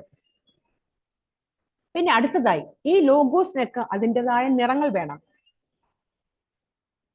നോക്കിക്കേ, നമ്മുടെ പ്രോട്ടോടൈപ്പ്, നമ്മൾ പേരിടുന്നു, നമ്മൾ ലോഗോ ചേർക്കുന്നു. ഈ ഓരോ ലോഗോയ്ക്കും നമ്മൾ അതിൻ്റെതായ നിറം ചേർക്കുന്നു. ഓരോത്തിനും അതിൻ്റെതായ അർത്ഥവും അതിൻ്റെതായ ഫീലിങ്സും ഉണ്ട്. ഉദാഹരണം, red, passion, excitement, urgency, appetite. ഈ റെഡിന്റെ അർത്ഥം അല്ലെങ്കിൽ ഇമോഷൻസ് വരുന്ന ഇതൊക്കെയാണ്. കൊക്കക്കോള, നെറ്റ്ഫ്ലിക്സ്, യൂട്യൂബ്, ഇവയെല്ലാം ഉപയോഗിക്കുന്ന റെഡ് നിറമാണ്. അതുപോലെ ഇതിനകത്ത് പല പല നിറങ്ങൾ ഇവിടെ നിങ്ങൾക്ക് കൊടുത്തിട്ടുണ്ട്. നിങ്ങൾ ഉണ്ടാക്കുന്ന ലോഗോയില് നിങ്ങളുടേതായ നിറം ഉണ്ടാക്കേണ്ടത് അത്യാവശ്യമാണ്. നിങ്ങൾ വേണം തീരുമാനിക്കാൻ നിങ്ങളുടെ ലോഗോ എങ്ങനെ ഇരിക്കണം. അത് ടെക്സ്റ്റ് ബേസ്ഡ് ആണോ, അതോ സിമ്പിൾ ബേസ്ഡ് ആണോ, അതോ കോമ്പിനേഷൻ ബേസ്ഡ് ആണോ എന്ന് നിങ്ങൾ വേണം തീരുമാനിക്കാൻ. ഇത്രയും മനസ്സിലായല്ലോ കൂട്ടുകാരെ?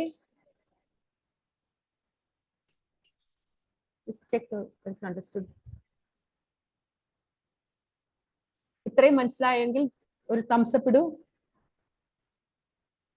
മനസ്സിലായെങ്കിൽ മാം വീണ്ടും ആവർത്തിക്കുന്നതാണ്.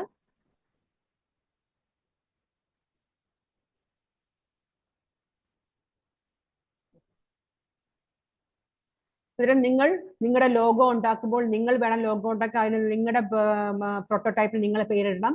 എന്നിട്ട് നിങ്ങൾക്ക് ഇഷ്ടമുള്ള ഈ കളേഴ്സിനകത്ത് നിങ്ങൾക്ക് റെക്കോർഡ് ചെയ്യാൻ തരുമ്പോൾ നിങ്ങൾക്ക് അവിടെ വരുമ്പോൾ നിങ്ങൾക്ക് ലാപ്ടോപ്പ് അല്ലെങ്കിൽ മൊബൈൽ തുറന്നു നോക്കി നിങ്ങളുടെ ഏത് കളർ വേണ്ടതെന്ന് നിങ്ങൾക്ക് തന്നെ തീരുമാനിക്കാം. നിങ്ങളുടെ കൈ കളർ പെൻസിൽസ് ഉണ്ടെങ്കിൽ കളർ പെൻസിലും കൂടെ കൊണ്ടുവരാവുന്നതാണ്. ഇല്ലെങ്കിലും കുഴപ്പമില്ല. നിങ്ങൾക്ക് പിച്ച് ചെയ്യുമ്പോൾ നിങ്ങൾക്ക് പറയാം, ഈ കളറാണ് ഞങ്ങളുടെ ലോഗോയ്ക്ക് കൊടുത്തിരിക്കുന്നത്, അതിന്റെ അർത്ഥം ഇന്നതാണ് എന്നും നിങ്ങൾക്ക് പറയാവുന്നതാണ്. അത്രയും വ്യക്തമായല്ലോ? ഓക്കെ. അടുത്തതായിട്ട് നമ്മൾ പോകുന്നത് കുറെ ഇന്ത്യൻ ലോഗോസ് ആണ്. ഓക്കെ, ഞാൻ കൂടുതൽ എക്സ്പ്ലെയിൻ ചെയ്യുന്നില്ല. നമ്മുടെ ഇന്ത്യൻ ലോഗോസ് എങ്ങനെയാണ്? ആധാറിന്റെ ലോഗോയാണ്, SBIയുടെ ലോഗോ ആണ്, അമൂൽ. അത് ഇതിന്റെ അടിയിൽ ഒരു പേര് ടേസ്റ്റ് ഓഫ് ഇന്ത്യ എന്ന് കിടക്കുന്നില്ലേ? അതെന്താണ് നമുക്ക് നോക്കാം. യെസ്, കാരണം ടേസ്റ്റ് ഓഫ് ഇന്ത്യ എന്ന് കിടക്കും. അമൂൽ എന്നുള്ള ലോഗോയുടെ അടിയിൽ ഒരു ചെറിയ വാക്ക് കിടക്കുന്നുണ്ടല്ലേ, ടേസ്റ്റ് ഓഫ് ഇന്ത്യ. അതിനെയാണ് ടാഗ് ലൈൻ എന്ന് പറയുന്നത്. പല കമ്പനികളും ടാഗ് ലൈൻസ് ഉപയോഗിക്കാറുണ്ട്. അത് ഒരു ചെറിയ വാക്കിൽ 3 അല്ലെങ്കിൽ 4 അതിനപ്പുറത്തോട്ട് പോകരുത്. 2 ഉണ്ടാവാം, 3 ഉണ്ടാവും, 4 ഉണ്ടാവും. അതിനപ്പുറത്തോട്ട് ഒരു കാരണവശാലും ടാഗ് ലൈനിന്റെ നീളം കൂടാൻ പാടുള്ളതല്ല. ഈ ലോഗോ എന്താണ് കാണിക്കുന്നത്? നിങ്ങളുടെ ഐഡന്റിറ്റിയാണ് കാണിക്കുന്നത്. നിങ്ങൾ എന്നാണ് കാണിക്കുന്നതാണ് tag lines. Amul, the taste of India. ഒരു കുട്ടിയോട് ചോദിച്ചാൽ ദ ടേസ്റ്റ് ഓഫ് ഇന്ത്യ എന്ന് ചോദിച്ചാൽ ഉടനെ ആ കുട്ടി പറയണം അമൂൽ എന്നാണ്. അതൊരു ഇന്ത്യൻ ബ്രാൻഡാണ്, അത് മിൽക്ക് പ്രൊഡക്ട്സ് ആണ് അല്ലെങ്കിൽ ഡയറി പ്രൊഡക്ട്സ് ആണ് വിറ്റഴിക്കുന്നതെന്ന് പറയത്തക്ക രീതിയിൽ അതൊരു ക്യാച്ചിങ് വേർഡാണ്. അത് മനുഷ്യരുടെ മനസ്സിലേക്ക് ഉള്ളിൽ കടന്നുകൂടിയ ഒരു വാക്കാണ് ദ ടേസ്റ്റ് ഓഫ് ഇന്ത്യ. അതിന് മറ്റൊരു അർത്ഥം കൊണ്ട് ഇന്ത്യയിലെ ജനങ്ങൾ മുഴുവൻ ആയിരുന്നു പണ്ട് ഉപയോഗിച്ചത്. ഇപ്പൊ അത് മറ്റുള്ള രാജ്യങ്ങളിലേക്ക് ട്രെൻഡ് ആയിക്കൊണ്ടിരിക്കുന്നത്. കാരണം നമ്മളിപ്പോൾ നമ്മുടെ പ്രോട്ടോടൈപ്പിന് ഒരു ടാഗ് ലൈൻ കൊടുക്കുന്ന അത്യാവശ്യമാണ്, അതൊരു ആവശ്യമാണ്. അത് കൊടുത്താൽ നന്നായിരിക്കും.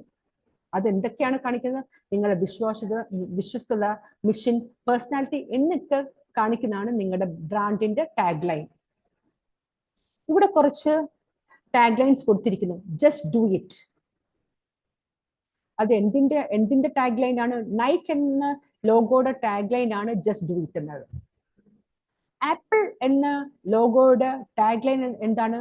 Think different. McDonald's golden artist കണ്ടു കാണുമല്ലോ, ഇങ്ങനെ M പോലിരിക്കുന്ന മാക്ഡൊണാൾഡിന്റെ ലോഗോ കണ്ടു കാണുമല്ലോ. അതിന്റെ ടാഗ് ലൈൻ ആണ് I am loving it. Coca Cola ഒരു ടെക്സ്റ്റ് ബേസ്ഡ് ലോഗോ ആണ്. അതൊരു അതായത് അതായത് ടെക്സ്റ്റ് ബേസ്ഡ് ആണ് അർത്ഥം. അതിന്റെ ടാഗ് ലൈൻ എന്താണ്? Taste the feeling. കൊക്കക്കോളയെ കുറിച്ച് കുറച്ച് കാര്യം പറയണമെങ്കിൽ, കൊക്കക്കോള ഏകദേശം 145ഓളം വർഷത്തോളം അത് ഇന്നും അതിന്റെ സ്ഥാനം ഉറപ്പിച്ചു വച്ചിരിക്കുകയാണ്. എന്തുകൊണ്ട് ഈ 145 വർഷമായിട്ടും ഈ പേരും അതിന്റെ ഉൽപ്പന്നങ്ങളും ഇപ്പോഴും വിറ്റഴിയുന്നു? അതാണ് അവരുടെ പ്രോമിസ്, അതാണ് അവരുടെ പേഴ്സണാലിറ്റി, അതാണ് അവരുടെ മിഷൻ. തന്റെ പ്രൊഡക്റ്റ് ജനങ്ങൾ ഉള്ളിടത്തോളം കാലം, അല്ലെങ്കിൽ ആ കൊക്കക്കോള എന്ന കമ്പനി ഉള്ളിടത്തോളം കാലം നമ്മുടെ സാധനങ്ങൾ വിറ്റഴിയണം. നമ്മൾ ടാഗ് ലൈനും നമ്മുടെ പ്രോട്ടോടൈപ്പും നമ്മുടെ പിച്ചിങ് നമ്മുടെ ലോഗോയും ഒക്കെ ക്രിയേറ്റ് ചെയ്യുമ്പോൾ നമ്മൾ ഒരു കാര്യം ചിന്തിക്കണം, നമ്മുടെ ഇത് ബിസിനസ്സിലേക്ക് വേണ്ടി ആണ് നമ്മൾ ഇതൊക്കെ ചെയ്യുന്നത്. നമ്മുടെ പ്രോട്ടോടൈപ്പ് ബിസിനസ് ആണ്, നമ്മുടെ ലോഗോ ബിസിനസ്സിലേക്ക് പോകണം, നമ്മുടെ പേര് ബിസിനസ്സിലേക്ക് പോകണം, നമ്മുടെ ടാഗ് ലൈൻ ബിസിനസ്സിലേക്ക് പോകണം. ഈ 145 വർഷം കൊണ്ട് അവർ പലപ്പോഴും ഈ ടാഗ് ലൈൻ മാറ്റിയിട്ടുണ്ട്. ഏകദേശം 40ൽ പരം ടാഗ് ലൈൻസ് ആണ് കൊക്കക്കോള കമ്പനി കൊണ്ടുവന്നിരിക്കുന്നത്. എന്തുകൊണ്ടെന്നാൽ കൊക്കക്കോളയെ മറികടക്കാനായിട്ട് പല ബ്രാൻഡുകളുണ്ട്. Fanta, Mirinda, Pepsi, Mountain Dew എന്നിങ്ങനെ പല പല കമ്പനികളും വന്നിട്ടുണ്ട്. അതിനെയൊക്കെ മറികടക്കാൻ വേണ്ടി അവർ കണ്ടെത്തുന്ന മാർഗമാണ് തങ്ങളുടെ പ്രൊഡക്ട്സ് കൂടുതൽ ഇംപ്രസീവ് ആക്കാൻ വേണ്ടിയും കൂടെയാണ് ടാഗ് ലൈൻസ് ഇവിടെ യൂസ് ചെയ്തിരിക്കുന്നത്. നമ്മുടെ ഇന്ത്യൻ കമ്പനിയായ ഇന്ത്യൻ മൾട്ടിനാഷണൽ കമ്പനിയായ ഒരു കമ്പനിയാണ് ടാറ്റ. ഉപ്പു മുതൽ കർപ്പൂരം വരെയും സ്റ്റീലും ഓട്ടോമൊബൈൽസും എന്ന് പറയണ്ട പല പല കമ്പനീസും ഇന്ത്യ ഒരു പ്രൗഡ് കൺട്രി ആക്കി മാറ്റിയ ഒരു സ്ഥാപനം കൂടെയാണ് ടാറ്റ. ഈ ടാറ്റ എന്തുകൊണ്ട് നിലനിൽക്കുന്നു എന്ന് പറഞ്ഞാൽ ടാറ്റയുടെ ക്വാളിറ്റി തന്നെയാണ്. പ്രൊഡക്ട്സിന്റെ ക്വാളിറ്റിയാണ്, അല്ലെങ്കിൽ നമ്മൾ വിശ്വസ്തയോടെ വാങ്ങിക്കുന്ന ക്വാളിറ്റിയാണ് ടാറ്റയുടെ പ്രൊഡക്ട്സ്. അതിന്റെ ടാഗ് ലൈൻ നോക്കൂ, ലീഡർഷിപ്പ് വിത്ത് ട്രസ്റ്റ്. ലീഡർഷിപ്പ് വിത്ത് ട്രസ്റ്റ്, വിശ്വസ്തയുടെ യജമാനൻ എന്നാണ് ആ വാക്കിന്റെ അർത്ഥം. നമ്മൾ ഇന്ത്യക്കാർ പരമാവധി ഇന്ത്യൻ പ്രൊഡക്ട്സ് ഉപയോഗിക്കാൻ ശ്രമിക്കണം. നിങ്ങൾ കൊണ്ടുവരുന്ന പ്രൊഡക്റ്റ് ഇപ്പോൾ നമ്മൾ ബിസിനസ്സിലേക്ക് കൊണ്ടുവരാൻ ശ്രമിക്കുകയാണ്. നിങ്ങൾ എന്ത് ചെയ്യണം? നമ്മുടെ പ്രൊഡക്റ്റ് നമ്മുടെ ആൾക്കാർ വാങ്ങണം എന്ന ലക്ഷ്യത്തോട് വേണം നിങ്ങൾ നിങ്ങളുടെ പ്രോട്ടോടൈപ്പ് ഉണ്ടാക്കാൻ. ഒരാൾ നിങ്ങൾക്ക് ഇപ്പൊ 5 പ്രോബ്ലമാണ് തന്നിരിക്കുന്നതെന്ന് വിചാരിക്കുക, 5 അല്ലെങ്കിൽ 6 പ്രോബ്ലം. 6 പ്രോബ്ലം നിങ്ങൾ ഒരെണ്ണമാണ് സെലക്ട് ചെയ്യുന്നത്. നിങ്ങളുടെ കൂട്ടുകാർ ചിലപ്പോൾ അതേ പ്രോബ്ലം ആയിരിക്കും സെലക്ട് ചെയ്യുന്നത്. നിങ്ങൾ വിചാരിക്കുന്നത് മറ്റുള്ളവരുടെ പ്രൊഡക്റ്റിൽ മറ്റുള്ളവരുടെ പ്രോട്ടോടൈപ്പിൽ നിന്ന് വ്യത്യസ്തമായിരിക്കണം എന്റെ ഐഡിയാസ്. അതിന് നിങ്ങൾ ഏത് മാർഗം ഉപയോഗിച്ചാലും കുഴപ്പമില്ല. നിങ്ങൾക്ക് ChatGPTയോ ജെമിനിയോ അങ്ങനെയുള്ള എന്തും കണ്ടെത്തി നിങ്ങളുടെ ഐഡിയ ഒരു പുതിയ ഇന്നോവേറ്റീവ് ഐഡിയ ആയിരിക്കണം. ആ ഐഡിയ അതിൽ എന്തൊക്കെ വേണം? ഒരു പേര് വേണം, ഒരു ലോഗോ വേണം, ഒരു ടാഗ് ലൈൻ വേണം. ഈ കാര്യങ്ങളെല്ലാം നിങ്ങൾ നല്ല ഇംപ്രസീവും ക്യാച്ചിയുമായിട്ടുള്ള വാക്കുകളായിരിക്കണം. അതായിരിക്കണം നിങ്ങളുടെ മാക്കത്തോണിലേക്ക് വേണ്ട അടുത്ത കാര്യം. അടുത്തത് വരുന്നത് പിച്ചിങ് ആണ്.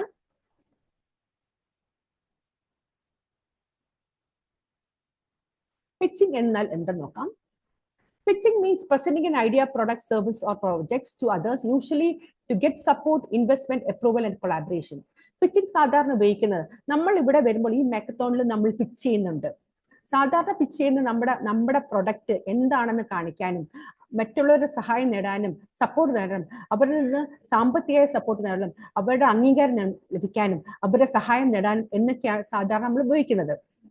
പക്ഷെ നമ്മൾ ഇവിടെ മാക്കത്തോണിൽ പിച്ച് ചെയ്യുമ്പോൾ നമ്മൾ എന്താണ് ചെയ്യേണ്ടതെന്ന് വെച്ചാൽ, നമ്മൾ പിച്ച് ചെയ്യുമ്പോൾ നമ്മുടെ ഐഡിയാസ് വ്യക്തമായിരിക്കണം. വരുന്ന ജൂറിക്ക് അല്ലെങ്കിൽ വരുന്ന ജഡ്ജസിന് അല്ലെങ്കിൽ അത് കേൾക്കാൻ മാർക്കിടാൻ വരുന്ന വ്യക്തിക്ക് നിങ്ങൾ പ്രസന്റ് ചെയ്യുന്ന പ്രോട്ടോടൈപ്പിന്റെ പിച്ചിങ്ങിലാണ് യഥാർത്ഥത്തിൽ നിങ്ങളുടെ പ്രോട്ടോടൈപ്പ് എന്താണ് എന്ന് മനസ്സിലാക്കുന്നത്. ഒരു ചെറിയ ഉദാഹരണം പറയാം. അത് എല്ലാവരും അങ്ങനെ ചെയ്യണമെന്നില്ല. കഥ മുഖേന നിങ്ങളുടെ ഒരു കഥ രൂപേണ നിങ്ങൾ പിച്ച് ചെയ്യുകയാണെങ്കിൽ ഒരുപക്ഷെ കേൾക്കുന്ന ജൂറിക്ക് പെട്ടെന്ന് കഥ സ്ട്രൈക്ക് ചെയ്യാൻ പറ്റും. കാരണം ഒരു 43ഓളം ടീംസ് ആണ് ഇവിടെ വന്ന് പ്രോട്ടോടൈപ്പിൽ വരുന്നത്. ഈ 43 ആൾക്കാരിൽ ഏറ്റവും നല്ല പ്രൊഡക്റ്റ് എന്തായിരിക്കണം? നിങ്ങളുടെ മനസ്സിലുള്ള ഐഡിയ അത് അവതരിപ്പിക്കണം. പിച്ചിങ്ങിലൂടെ നിങ്ങൾ അവതരിപ്പിക്കണം. 7 പിച്ചിങ്ങിന് നിങ്ങൾ 7 പിച്ചിങ് വരെ ഈ 41 ടീംസ് ഇത് സെലക്ട് ചെയ്യുന്നുണ്ട്. ഏറ്റവും നല്ല പിച്ചിങ്ങിന് കൂടി മാർക്ക് ഇടുന്നതാണ്. അതനുസരിച്ച് വേണം നിങ്ങൾ പിച്ച് ചെയ്യാൻ. നിങ്ങളുടെ പ്രൊഡക്റ്റ് നന്നായിരിക്കണം. നിങ്ങൾ പിച്ച് ചെയ്യുന്നത് നല്ല കോൺഫിഡൻസോടെ ആയിരിക്കണം.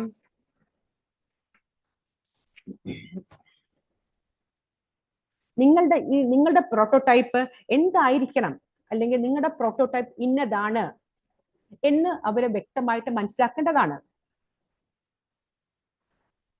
കൂടാതെ മറ്റൊരു പ്രോട്ടോടൈപ്പിൽ നിന്ന് എന്തുകൊണ്ട് നമ്മുടെ പ്രോട്ടോടൈപ്പ് വ്യത്യസ്തമാകുന്നു എന്ന് കൂടെ പറയേണ്ടതാണ്.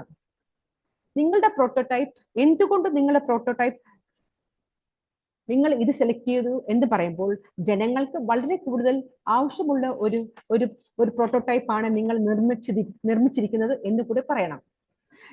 നിങ്ങളുടെ തന്നിരിക്കുന്ന ആശയം, അല്ലെങ്കിൽ നിങ്ങൾ തന്നിരിക്കുന്ന സൊല്യൂഷൻ, അല്ലെങ്കിൽ നിങ്ങൾ കണ്ടെത്തിയിരിക്കുന്ന പ്രോബ്ലം, അല്ലെങ്കിൽ നിങ്ങൾ എത്തിയിരിക്കുന്ന പ്രോട്ടോടൈപ്പ് നിങ്ങൾ വ്യക്തമായി കേൾക്കുന്ന ജൂറിയുടെ മുന്നിൽ അവതരിപ്പിക്കണം.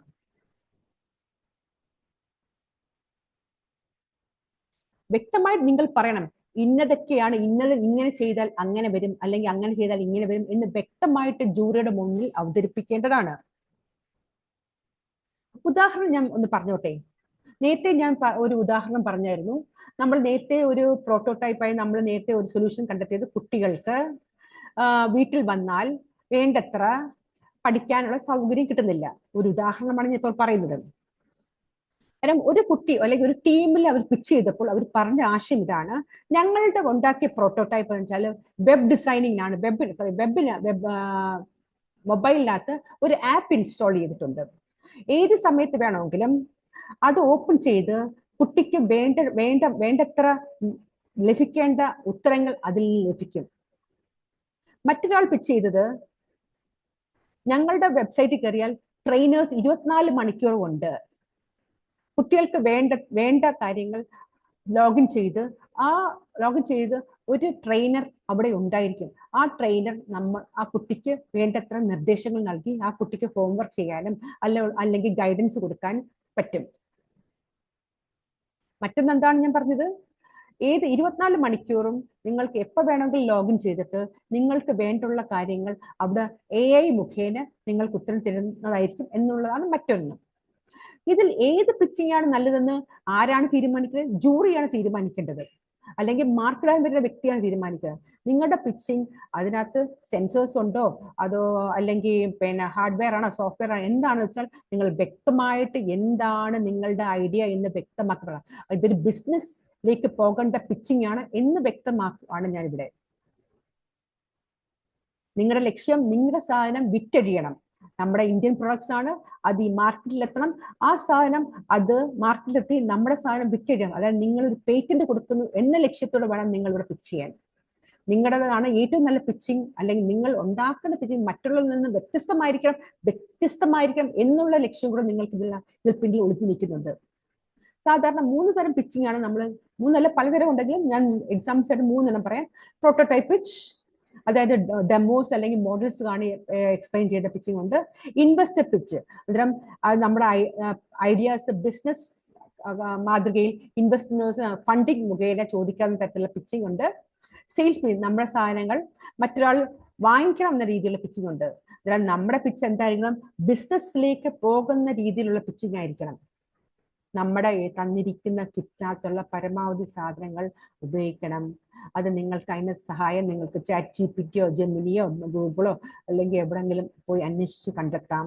പക്ഷേ അത് വർക്ക് ചെയ്യുന്ന ഒരു ഐഡിയ ആയിരിക്കണം, ഒരു സൊല്യൂഷൻ, ജനങ്ങൾക്ക് കിട്ടുന്ന ഒരു സൊല്യൂഷൻ ആയിരിക്കണം. എനിക്ക് എൻ്റെ ക്വസ്റ്റ്യൻ പറഞ്ഞുതരാൻ പറ്റത്തില്ല, കാരണം ഇവിടെ എനിക്കും അറിയത്തില്ല ക്വസ്റ്റ്യൻ എന്താണ്. അന്നേരമാണ് നിങ്ങൾക്ക് ക്വസ്റ്റ്യൻ കിട്ടുന്നത്, അന്നേരമാണ് നിങ്ങൾക്ക് ഒരു പ്രോബ്ലം സൊല്യൂഷൻ കണ്ടെത്തേണ്ട അവസരം ഹാക്കത്തോണില്. അന്നേരം തന്നെ നിങ്ങൾ പല രീതിയിലും ചിന്തിച്ച് കണ്ടെത്തി ആ 4-5 മണിക്കൂറുകൾ കൊണ്ട് നിങ്ങളുടെ പ്രോട്ടോടൈപ്പും നിങ്ങളുടെ ലോഗോയും നിങ്ങളുടെ അതായത് പ്രോട്ടോടൈപ്പിലെ പേരിടുകയും ലോഗോയുടെയും ടാഗ്ലൈൻ ഇടുകയും പിച്ച് ചെയ്യാനും ഉള്ളത് റെഡിയാക്കി വെക്കണം.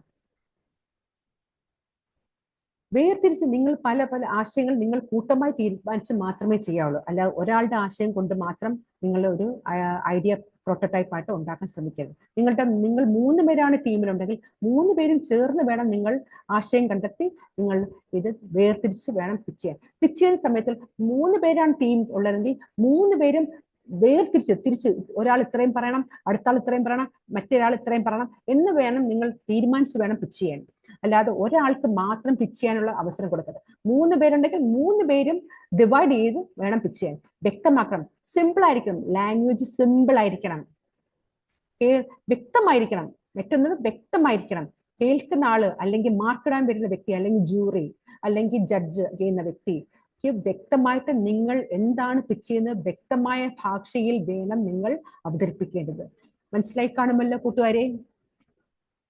എന്തെങ്കിലും മനസ്സിലാക്കുന്നുണ്ടെങ്കിൽ നിങ്ങൾ പറയൂ. ചെക്ക് മാം, എനിബഡി അണ്ടർസ്റ്റുഡ്?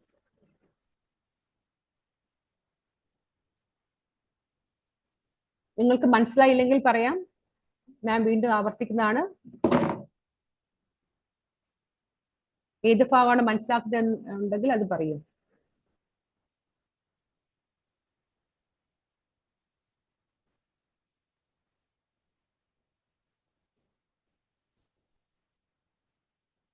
Yes, okay. അന്നേരം ഞാൻ അടുത്തതിലേക്ക് പോകാം. അന്നേരം നമ്മൾ പിച്ച് ചെയ്യാൻ പോകുമ്പോൾ കാര്യങ്ങൾ ഞാൻ നേരത്തെ പറഞ്ഞത് ഒന്നുകൂടെ ആവർത്തിക്കുകയാണ്. Things to remember when you pitch. Pitch ചെയ്യുമ്പോൾ ചിന്തിക്കേണ്ടതും പറയേണ്ടതുമായ കുറെ കാര്യങ്ങൾ. സമയം, നിങ്ങൾക്ക് കിട്ടുന്ന സമയം ഒരു പക്ഷേ 3 മുതൽ 4 മിനിറ്റ് അല്ലെങ്കിൽ കൂടിപ്പോയി 5 മിനിറ്റ് ആയിരിക്കും, അല്ലെങ്കിൽ 4 മിനിറ്റ് എന്ന് വിചാരിക്കുക. ഈ 4 മിനിറ്റിനുള്ളിൽ നിങ്ങൾ നിങ്ങളുടെ പിച്ചിങ്, നിങ്ങളുടെ പ്രോട്ടോടൈപ്പ് എന്താണെന്ന് നല്ല രീതിയിൽ പിച്ച് ചെയ്തിരിക്കണം. സമയം ഒരു ഒരു ഒരു ഒരു ആവശ്യ ഘടകമാണ്. ക്ലാരിറ്റി, നിങ്ങൾ പറയുന്ന സംഭവം അത് വ്യക്തമായിരിക്കണം, അത് കേൾക്കുന്ന ആൾക്ക് നല്ല രീതിയിൽ മനസ്സിലാണ്. സിമ്പിൾ ആയിട്ടുള്ള ഭാഷകൾ വ്യക്തതയോടെയും ഒച്ചത്തിലും വേണം പറയാൻ. അല്ലാതെ പതിയെ പറഞ്ഞാൽ ആ ജൂറിക്ക് അല്ലെങ്കിൽ മാർക്കിടാൻ വരുന്ന വ്യക്തിക്ക് കേൾക്കണമെന്നില്ല. അതും നിങ്ങളുടെ ഒരു ഡ്രോബാക്ക് ആയിട്ട് അത് മാറുന്നതാണ്. അതിനാൽ നിങ്ങൾ വ്യക്തമായ ഭാഷയിൽ ക്ലിയർ ആയിട്ട് ഒച്ചത്തിൽ തന്നെ നിങ്ങൾ ഇത് പിച്ച് ചെയ്യണം. മൂന്നാമത്, നിങ്ങൾക്ക് വേണമെങ്കിൽ ചെയ്താൽ മതി, പക്ഷേ സ്റ്റോറിങ് രീതിയിൽ, കഥ പറയുന്ന രീതിയിൽ വേണമെങ്കിൽ നിങ്ങൾ പിച്ച് ചെയ്യാം. അതൊരു നല്ല ഐഡിയ ആണ്. എങ്കിലും നിങ്ങൾക്ക് പറ്റുമെങ്കിൽ സ്റ്റോറി രീതിയിൽ ചെല്ലാം, അല്ലെങ്കിൽ സാധാരണ പിച്ച് ചെയ്യുന്ന പോലെ നമുക്ക് സാധാരണ പറയുന്ന പോലെ പറയാം. പക്ഷേ പറയുമ്പോൾ എന്താണ് ശ്രദ്ധിക്കേണ്ടത്? വ്യക്തമായിരിക്കണം, സിമ്പിൾ ആയിരിക്കണം നിങ്ങളുടെ ഭാഷ. അടുത്തത് കോൺഫിഡൻസ്. ജൂറി നിങ്ങളുടെ ഏത് ചോദ്യം ചോദിച്ചാലും വ്യക്തമായിട്ടും കോൺഫിഡൻസോടും നിങ്ങൾക്ക് പറയാനുണ്ടായിരിക്കണം. ആലോചിച്ചൊന്നും പറയാനുള്ള സമയമില്ല. അതിനാൽ വ്യക്തമായും നല്ല വിശ്വാസത്തോടെയും വേണം നിങ്ങൾ അവതരിപ്പിക്കാൻ. അടുത്തായി പ്രാക്ടീസ്. നിങ്ങൾ പിച്ച് ചെയ്യുന്നതിന് മുമ്പ് അല്ലെങ്കിൽ ജൂറി നിങ്ങളുടെ അടുത്ത് വന്ന് ചോദിക്കുന്ന സമയത്ത് വരുന്നതിന് മുമ്പ് തന്നെ നിങ്ങൾ പ്രാക്ടീസ് ചെയ്യണം. എന്താണ് പറയേണ്ടത്, എന്തൊക്കെ ചോദ്യങ്ങൾ ചോദിക്കാം എന്നൊക്കെയുള്ള കാര്യങ്ങൾ വീണ്ടും വീണ്ടും ചിന്തിക്കാവുന്നതാണ്. അതിനും നിങ്ങൾക്ക് ChatGPT ഹെൽപ്പ് നേടാവുന്നതാണ്. എന്തൊക്കെ ആയിരിക്കാം ചോദ്യം ചോദിക്കുന്നത്, നമ്മുടെ പിച്ചിങ് ഇതാണ്, നമ്മുടെ പ്രോട്ടോടൈപ്പ് ഇതാണ്, എന്തൊക്കെ ചോദ്യങ്ങൾ ചോദിക്കാം എന്നൊക്കെയുള്ള കാര്യങ്ങൾ നിങ്ങൾ ഈ കിട്ടിയിരിക്കുന്ന സമയത്തിനുള്ളിൽ നിങ്ങൾ ഇതെല്ലാം ചെയ്യണം. നിങ്ങൾ ഡിവൈഡ് ചെയ്തു ഇതെല്ലാം കൃത്യമായിട്ടും ഏറ്റവും നല്ല പ്രോട്ടോടൈപ്പും ഏറ്റവും നല്ല പിച്ചിങ്ങും ആയിരിക്കണം ചെയ്യേണ്ടത്. ഏറ്റവും നല്ല പ്രോട്ടോടൈപ്പിന് എത്ര രൂപ സമ്മാനമാണ് കിട്ടുന്നത് നിങ്ങൾക്കറിയാമല്ലോ. അതിനാൽ ആ സമ്മാനം എനിക്ക് കിട്ടണം എന്ന ലക്ഷ്യത്തോട് വേണം നിങ്ങൾ ഇതിൽ ബിസിനസ് ചെയ്യാൻ പോകുന്നു എന്ന രീതിയിൽ വേണം നിങ്ങൾ നിങ്ങളുടെ പ്രോട്ടോടൈപ്പ് ഉണ്ടാക്കാനും ലോഗോ ഉണ്ടാക്കാനും പേരിടാനും പിച്ച് ചെയ്യാനും എല്ലാം ടാഗ് ലൈൻ ഉണ്ടാക്കാനും. അന്നേരം നമ്മളിപ്പോ എന്തിലേക്ക് കിടക്കും? നമ്മുടെ പ്രോട്ടോടൈപ്പ് റെഡിയായി, നമ്മൾ പിച്ച് ചെയ്തു, എല്ലാം ചെയ്തു, നമ്മളിപ്പം ഒരു ഒരു ഒരു പേറ്റന്റ് കൊടുത്തു, നമ്മളിപ്പോ ഒരു ബിസിനസ് ചെയ്യാൻ പോവുകയാണ്. ബിസിനസ് ചെയ്യാൻ പോകുമ്പോൾ നമ്മുടെ ലക്ഷ്യം എന്തായിരിക്കും? നമ്മുടെ സ്ഥാപനം വളർത്തിയെടുക്കുക, അല്ലെങ്കിൽ നമ്മുടെ ഉൽപ്പന്നങ്ങൾ ജനങ്ങളിലേക്ക് എത്തിക്കുക. അതൊരു സേവനം കൂടിയാണ്. എല്ലാവർക്കും എല്ലാ സാധനം ഉണ്ടാക്കാൻ പറ്റില്ല. എനിക്കിപ്പോ ഒരു കൊക്കക്കോള കുടിക്കണം, എനിക്കത് ഉണ്ടാക്കാൻ പറ്റില്ല. ഞാൻ എന്ത് ചെയ്യും? ഒരു ഓണ്ടർപ്രണറിന്റെ വിൽക്കാൻ കൊണ്ടുവച്ച ഒരു കടയിൽ പോയി കൊക്കക്കോള ഇരിക്കും, ഞാൻ അവിടെ പോയി കൊക്കക്കോള മേടിച്ചു കുടിക്കുന്നു. അപ്പോൾ ആരാണ് പൈസ കൊടുക്കുന്നത്? ഞാനാണ് പൈസ കൊടുക്കുന്നത്. ഓരോ പൈസയും ഒരു രീതിയിൽ അല്ലെങ്കിൽ മറ്റു രീതിയിൽ ആർക്കാണ് ലഭിക്കുന്നത്? ഉടമയ്ക്കാണ് ലഭിക്കുന്നത്, അല്ലെങ്കിൽ ആ കമ്പനിക്കാണ് ലഭിക്കുന്നത്. അന്നേരം ബിസിനസ് വളർത്തിയെടുത്തി ജനങ്ങൾക്ക് സേവ ചെയ്തു അതിൽ നിന്ന് ലാഭം ഉണ്ടാക്കുന്നതാണ് ഓൺടർപ്രണർഷിപ്പ് എന്ന് പറയുന്നത്. അന്നേരം നിങ്ങൾ എല്ലാവരും ഒരു രീതിയിലല്ല മറ്റു രീതിയിൽ ഓൺടർപ്രണർ അല്ലെങ്കിൽ ബിസിനസ് മാൻ അല്ലെങ്കിൽ ബിസിനസ് മാഗ്നറ്റ് ആവണം എന്ന ആഗ്രഹത്തോടെയാണ് ഇതെല്ലാം ഞാൻ പറഞ്ഞു തരുന്നത്. ലക്ഷ്യം എന്താണ്? നമ്മൾ ഒരു ഉദാഹരണം പറയട്ടെ. ഞാനൊരു പ്രൊഡക്റ്റ് ഉണ്ടാക്കി, പേര് പറയുന്നില്ല, ഒരു പ്രൊഡക്റ്റ്, ഒരു ഒരു ഒരു കുപ്പി വെള്ളത്തിന്റെ പ്രൊഡക്റ്റാണ് ഞാൻ ഉണ്ടാക്കിയത്. മാർക്കറ്റിൽ നിറയെ വെള്ളത്തിന്റെ കമ്പനികളുണ്ട്. അതിൻ്റെ ഇടയ്ക്കാണ് ഞാൻ എൻ്റെ പുതിയ ഒരു വെള്ളത്തിന്റെ കമ്പനി ഉണ്ടാക്കിയിരിക്കുന്നത്. അന്നേരം ഞാൻ എന്ത് ചെയ്യണം? മറ്റുള്ള ബിസിനസ്സിൽ നിന്ന് എൻ്റെ വെള്ളത്തിന്റെ കുപ്പി അതാണ് അവരിൽ നിന്ന് മെച്ചം എന്ന് കാണിക്കുന്ന രീതിയിൽ വേണം ഞാൻ ഡിസൈൻ ചെയ്യാൻ കാര്യങ്ങൾ. കൂടാതെ എൻ്റെ ലക്ഷ്യമുണ്ട്, എനിക്ക് ലാഭം വേണം, എനിക്ക് പ്രോഫിറ്റ് വേണം. എനിക്കെന്ന് വെച്ചാൽ ഒരാൾ മാത്രം വിചാരിച്ചിട്ട് ഒരു ഓൺടർപ്രണർ ആകാൻ പറ്റില്ല. അതിന് കുറേ ഘടകങ്ങൾ വേണം. ബിസിനസ് നടത്താൻ കുറേ ആൾക്കാർ വേണം, പിന്നെ ബിസിനസ് പാർട്ട്നേഴ്സ് വേണം, പിന്നെ ആക്ടിവിറ്റീസ് വേണം, പിന്നെ ഡിസൈനേഴ്സ് വേണം, ടെക്നീഷ്യൻസ് വേണം, കുക്ക് വേണം, സാധനങ്ങൾ കൊണ്ടെത്തിക്കാൻ ഉള്ള ആൾക്കാർ വേണം. ഇപ്പൊ ഞാനൊരു പിസ്സ ഹട്ട് എടുക്കുമെന്ന് വെച്ചോ. ഡെയിലി ആ പിസ്സ ഹട്ട് വൃത്തിയാക്കണം. നിനക്ക് എന്താണ് വേണ്ടത്? പണമാണ് വേണ്ടത്. എവിടുന്നാണ് ഞാൻ പണം ഉണ്ടാക്കുക? എൻ്റെ കടയിലെ പിസ്സ വിറ്റഴിഞ്ഞ് ആണ് ഞാൻ പണം ഉണ്ടാക്കുന്നത്. ആ പണം കൊണ്ടാണ് ഞാൻ വീണ്ടും വീണ്ടും പുതിയ കാര്യങ്ങൾ ചെയ്യാൻ ഉദ്ദേശിക്കുന്നത്. അതായത് നമ്മുടെ ഓൺടർപ്രണേഴ്സിന്റെ സാധനങ്ങൾ ബിസിനസ് വളർത്തിക്കൊണ്ട് നമ്മുടെ സാധനം വിറ്റഴിഞ്ഞ് നമ്മൾക്ക് ലാഭം ഉണ്ടാക്കുക എന്നതാണ് ബിസിനസിന്റെ പരമമായ ലക്ഷ്യം. മനസ്സിലായല്ലോ കൂട്ടുകാരെ? ആർക്കെങ്കിലും മനസ്സിലാവത്തുണ്ടെങ്കിൽ പറയൂ.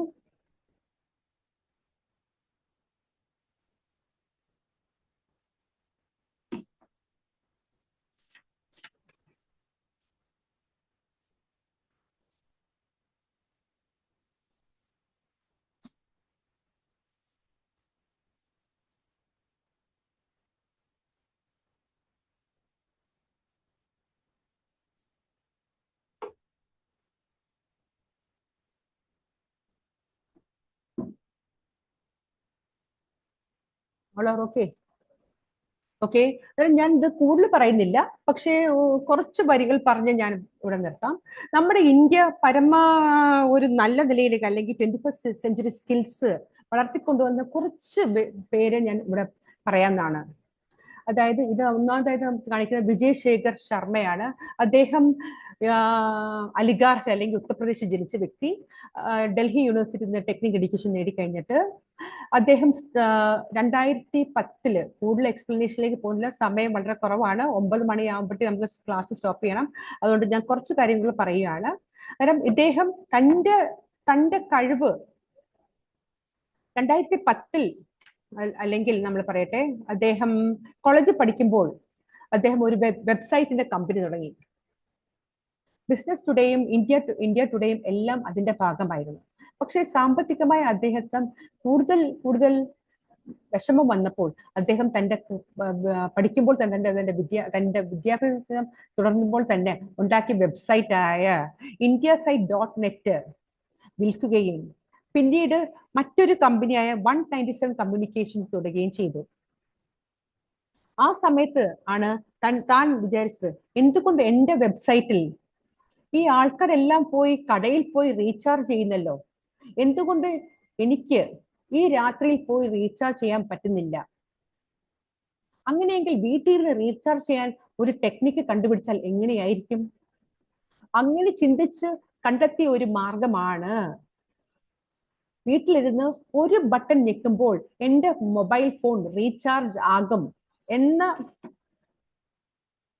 എന്ന ലക്ഷ്യത്തോടെ കണ്ടെത്തിയ ഒരു മാതൃക അല്ലെങ്കിൽ ഒരു മാർഗമാണ് അദ്ദേഹത്തിന്റെ മനസ്സിൽ ഉദകുന്ന പല ആൾക്കാരും ചോദിച്ച് കണ്ടെത്തിയ ഒരു ആശയമാണ് പേടിഎം എന്ന കമ്പനി സ്ഥാപനമാകാൻ കാരണം. അതായത് 2010 ഈ കമ്പനി ആദ്യമായിട്ട് സ്ഥാപിച്ചത്. ആദ്യമായിട്ട് വന്നപ്പോൾ എന്താണ് ഉണ്ടായിരുന്നത്? വെറും വീട്ടിലിരുന്ന് മൊബൈൽ റീചാർജ് ചെയ്യാം എന്ന് മാത്രമായിരുന്നു. മൊബൈൽ റീചാർജ് ചെയ്യുന്നതിൽ മാത്രമായിരുന്നില്ല അദ്ദേഹം കണ്ടെത്തിയ മാർഗം. മറ്റ് പലതും അദ്ദേഹം അതിനോടൊപ്പം കൂട്ടിച്ചേർത്തു. മറ്റ് പലതും വെച്ചാൽ അദ്ദേഹം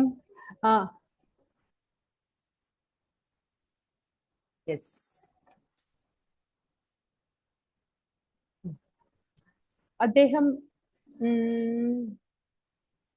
കേൾക്കാമോ? യെസ്.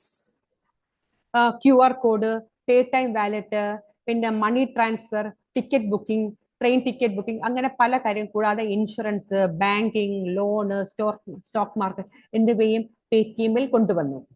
പക്ഷേ എന്നാണ് ഈ കമ്പനി എല്ലാവരുടെയും ശ്രദ്ധ പറ്റിയെന്ന് അറിയാമോ?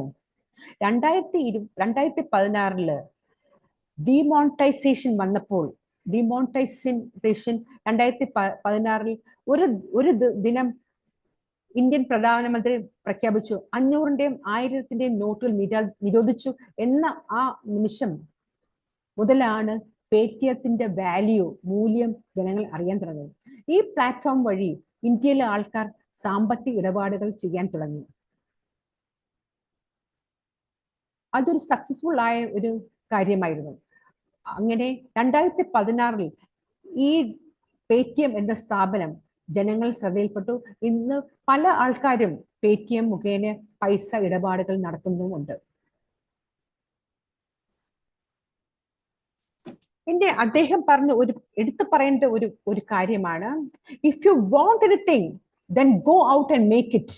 നിങ്ങൾക്ക് എന്തെങ്കിലും വേണമെങ്കിൽ നിങ്ങൾ പ്രാവർത്തികമാക്കും, നിങ്ങൾ ചെയ്യൂ. അതെ, അത് തന്നെയാണ് ഞാൻ കൂട്ടുകാരൻ നിങ്ങൾക്ക് പറയുന്നത്. നിങ്ങൾക്ക് എന്തെങ്കിലും ചെയ്യാൻ ആഗ്രഹങ്ങൾ, നിങ്ങൾ അത് ചെയ്യാൻ ശ്രമിക്കൂ. നിങ്ങൾ ശ്രമിച്ച് അത് വിജയത്തിലേക്ക് എത്തിക്കൂ. ഒരുപക്ഷെ ആദ്യമൊക്കെ പരാജയം വന്നേക്കാം, പക്ഷേ പരാജയത്തിൽ നിന്നാണ് വിജയം എന്നുള്ള ഒരു ബോധം നിങ്ങൾക്കുണ്ടാകണം. തോമസ് ആൽവ എഡിസൺ എന്ന വ്യക്തി എടുത്ത്, എല്ലാവർക്കും സുപരിചിതമാണല്ലോ തോമസ് ആൽവ എഡിസൺ. അദ്ദേഹം തന്റെ ജീവിത കാലഘട്ടത്തിൽ ഓരോ വട്ടം പരീക്ഷണം നടത്തിക്കൊണ്ടിരിക്കുമ്പോഴും കുറെ പരാജയങ്ങൾ തന്റെ മുന്നിൽ വന്നു. പലരും അദ്ദേഹത്തിനെ കളിയാക്കി. എന്നാൽ അദ്ദേഹം പറഞ്ഞൊരു വാക്കുണ്ട്, എന്താണെന്നറിയോ? ഒരു വാക്ക് എന്തെന്നറിയോ? I have only experimented few ideas. ജനങ്ങൾ കിട്ടിയ കുറച്ച് ഐഡിയകൾ മാത്രമേ ഞാൻ പരീക്ഷിച്ചിട്ടുള്ളൂ. I have still thousands and thousands of ideas to experiment. എന്റെ കയ്യിൽ ഇനിയും ആയിരക്കണക്കിന്, ആയിരക്കണക്കിന് അല്ലെങ്കിൽ 10,000-കണക്കിന് ഐഡിയാസ് എന്റെ മുന്നിലുണ്ട്. അതെല്ലാം ഞാൻ പരീക്ഷിക്കണം. അങ്ങനെ പല പല പരീക്ഷണങ്ങൾ നടത്തിയാണ് അദ്ദേഹം 1093 പരം ബിസിനസ് പേറ്റന്റ്സ് ക്രിയേറ്റ് ചെയ്തത്. അത് പലതും നമ്മൾ ഇന്നും അതിന്റെ പിന്തുണ റീഡിഫൈൻ ചെയ്ത് പലതും നമ്മൾ ഉപയോഗിക്കുന്നുണ്ട്. അതുപോലെ നിങ്ങൾക്ക് ഇപ്പോഴത്തെ 21ാം നൂറ്റാണ്ടില് 21st സെഞ്ചുറിയില് നിങ്ങൾക്ക് പല ടെക്നോളജീസ് നിങ്ങളുടെ മുന്നിലുണ്ട്. നിങ്ങൾക്ക് പുതിയ പുതിയ ഇന്നോവേറ്റീവ് ഐഡിയാസ് കണ്ടെത്തി നിങ്ങൾക്ക് ഇന്ത്യ ഒരു റെവല്യൂഷനിലേക്ക് നയിക്കാൻ പറ്റുന്ന രീതിയിൽ ഒരു രാജ്യമാക്കി മാറ്റാം. നിങ്ങൾക്ക് എല്ലാം ബുദ്ധി അധികമുള്ള കുട്ടികളാണ്. അതുകൊണ്ടാണല്ലോ നിങ്ങൾ 43 ടീമിലേക്ക് സെലക്ട് ആയത്. കാരണം ഈ അവസരത്തിൽ നിങ്ങൾ നിങ്ങളുടെ ഐഡിയാസ് കൊണ്ട് എത്തിച്ച് നിങ്ങൾ നല്ലൊരു ബിസിനസ് മാൻ ആയി മാറണം എന്നൊരു ലക്ഷ്യം കൂടെ ഉണ്ട്. നോക്കൂ,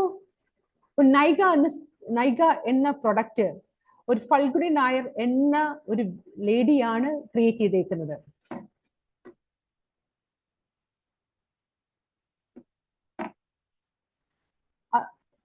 ഫൽഗുനി നായരുടെ ലക്ഷ്യം എന്തായിരുന്നു? ഇന്ത്യയിൽ വേണ്ടത്ര സൗന്ദര്യ വസ്തുക്കൾ കിട്ടുന്നില്ല എന്നുള്ളതായിരുന്നു. അതും തന്റെ 50ാമത്തെ വയസ്സിലാണ് ഈ ഒരു ഐഡിയയുമായിട്ട് ലോഞ്ച് ചെയ്ത് അന്ന് ഈ ഒരു ബിസിനസ് സക്സസ്ഫുൾ ആക്കുന്നത്. കൂടാതെ നേരത്തെ ഒരു കാര്യം പറയാൻ പറ്റും, പേടിഎമ്മിനകത്ത് ഒരു കാര്യം പറയാൻ പറ്റുപോയി.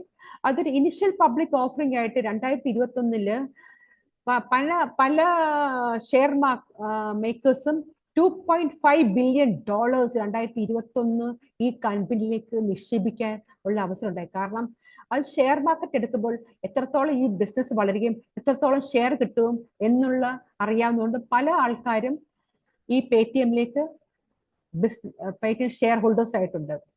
ഇതിനകത്തും അതുപോലെ 2021 $13 ബില്യൺ ആണ് നൈഗ 2021 പബ്ലിക് ഓഫറിംഗ്സിലൂടെ ലഭിച്ചത്. അന്നേരം നമ്മൾ ബിസിനസ് ചെയ്യാൻ ഉദ്ദേശിക്കുമ്പോൾ നമ്മുടെ കയ്യിൽ സാമ്പത്തികമില്ല, അല്ലെങ്കിൽ നല്ലൊരു ബിസിനസ് ആണെങ്കിൽ പല ബിസിനസ്സുകാരും നമ്മളെ തേടിയെത്തും. എന്തുകൊണ്ടാണ്? ഷെയർ മേടിക്കാൻ. അതുവഴി അവർക്കും ഒരു ഷെയർ കിട്ടും, കൂടാതെ നമ്മുടെ ബിസിനസ് വളരുകയും നമ്മളൊരു ഉന്നത നിലവാരത്തിൽ എത്തുകയും ചെയ്യും എന്ന ലക്ഷ്യത്തോടെ. നൈക പല പല പ്രൊഡക്ട്സ്, ബ്യൂട്ടിക്ക് വേണ്ട പല പല പ്രൊഡക്ട്സ് ട്രസ്റ്റ് കണ്ണടച്ച് വിശ്വസിച്ച് എടുക്കാൻ പറ്റുന്ന ഒരു പ്രൊഡക്റ്റ് ആണ് നൈക. അതൊരു ഇന്ത്യൻ പ്രൊഡക്റ്റ് ആണ്. തന്റെ ബിസിനസ് ജീവിതം ഉപേക്ഷിച്ചാണ്, 50-ാമത്തെ വയസ്സിലാണ് പുള്ളിക്കാരി. അന്നേരം ഇതിൽ നിന്ന് നമ്മൾ പഠിക്കേണ്ട ഒരു കാര്യം എന്താണ്? ഒരു പ്രായം ഒരു ഘടകമല്ല. ഏത് പ്രായത്തിലും നമ്മുടെ മനസ്സിൽ പുതിയ പുതിയ ആശയങ്ങൾ ഉണ്ടെങ്കിൽ നമ്മൾക്ക് ആ ആശയം വളർത്തിക്കൊണ്ടുവന്ന് ഒരു ബിസിനസ് ഉണ്ടാക്കാം എന്നൊരു മാതൃകയാണ് ഫൽഗുണി നായർ നമ്മൾക്ക് തരുന്നത്. നിങ്ങൾ കുഞ്ഞുങ്ങളാണ്. നിങ്ങൾ ഈ പരീക്ഷണത്തിൽ എല്ലാവർക്കും വിജയം ഉണ്ടാകത്തില്ല എന്ന് നമ്മൾക്ക് എല്ലാവർക്കും അറിയാം. കാരണം 3 സമ്മാനങ്ങൾ അല്ലെങ്കിൽ കുറച്ച് സമ്മാനങ്ങൾ മാത്രമാണ് നമ്മൾ ഇവിടെ കൊടുക്കുന്നത്. പക്ഷേ നിങ്ങൾ ഈ വന്നിരിക്കുന്ന 43 പേരിലും 43 ഓൺട്രപ്രണേഴ്സ് ആവാൻ ശേഷിയുള്ള വ്യക്തികളാണ്. കാരണം അതുപോലുള്ള മാതൃകയാണ് നിങ്ങൾ ഇവിടെ അവതരിപ്പിച്ചത്. ഇനി നിങ്ങൾ ചെയ്യേണ്ട മറ്റൊരു കാര്യം, ഓൺലൈനിലായിട്ട് അല്ലെങ്കിൽ യൂട്യൂബിലോ അല്ലെങ്കിൽ മറ്റേതെങ്കിലും സൈറ്റിൽ കയറി നിങ്ങൾ പല പല ഐഡിയാസ് കേട്ടറിയണം. കുറച്ച് ദിവസങ്ങളിൽ നിങ്ങൾ ഐഡിയ ഉള്ളൂ. നിങ്ങൾക്ക് തന്നിരിക്കുന്ന കിറ്റിനകത്ത് എന്തൊക്കെയുണ്ടെന്ന് അറിയാമല്ലോ. ആ സാധനങ്ങളൊക്കെ വെച്ച് എന്തൊക്കെ ക്രിയേറ്റീവായിട്ട് ഐഡിയാസ് ഉണ്ടാക്കുന്നു എന്ന് നിങ്ങൾ യൂട്യൂബിലോ മറ്റേതെങ്കിലും സൈറ്റിലോ പോയി ചെക്ക് ചെയ്ത് മനസ്സിലാക്കേണ്ടതാണ്. അടുത്ത സൊമാറ്റോ. ഇന്ത്യയിലെ മറ്റൊരു ലെവലിലേക്ക് എത്തിയ ഒരു വ്യക്തിയാണ് സൊമാറ്റോയിലെ ദീപന്ദർ ഗോയൽ. കൂടുതൽ എക്സ്പ്ലെയിൻ ചെയ്യുന്നില്ല. ഒന്ന് രണ്ട് വാക്കുകൾ പറഞ്ഞു നിർത്താം. അദ്ദേഹം തന്റെ കരിയർ നടത്തിയ ബയൻസ് കമ്പനിയിലാണ് അദ്ദേഹത്തിന്റെ കരിയർ ആയിരുന്നത്. അവിടെ വെച്ച് തങ്ങളുടെ കൂട്ടുകാർ അക്ഷമയോട് ആഹാരത്തിന് വേണ്ടി കാത്തു നിൽക്കുന്നു എന്ന് കണ്ടപ്പോൾ അദ്ദേഹത്തിന്റെ മനസ്സിൽ ഉദിച്ചു വന്ന ഒരു ആശയമാണ്, എന്തുകൊണ്ട് റെസ്റ്റോറൻറ്റ്സിലെ മെനൂസ് ഒരു സിംഗിൾ സൈറ്റിലേക്ക് അല്ലെങ്കിൽ വെബ്സൈറ്റിലേക്ക് വെച്ചുകൂടാ എന്നുള്ള ആശയമാണ് ദീപന്ദർ ഗോയലിന്റെ മനസ്സിൽ ഉദിച്ചു വന്ന ഒരു ചോദ്യം. അത് തന്റെ കൂട്ടുകാരുമായിട്ട് സംസാരിച്ചു, പ്രത്യേകിച്ച് ദീപക് ചന്ദ് എന്ന് തന്റെ ഉറ്റ സുഹൃത്തോട് സംസാരിച്ച് മറ്റു പലരുമായിട്ട് ആശയങ്ങൾ ചർച്ച ചെയ്ത് കണ്ടെത്തിയതാണ് ഫുഡ് ബേ എന്ന ആദ്യത്തെ അവരുടെ കമ്പനി.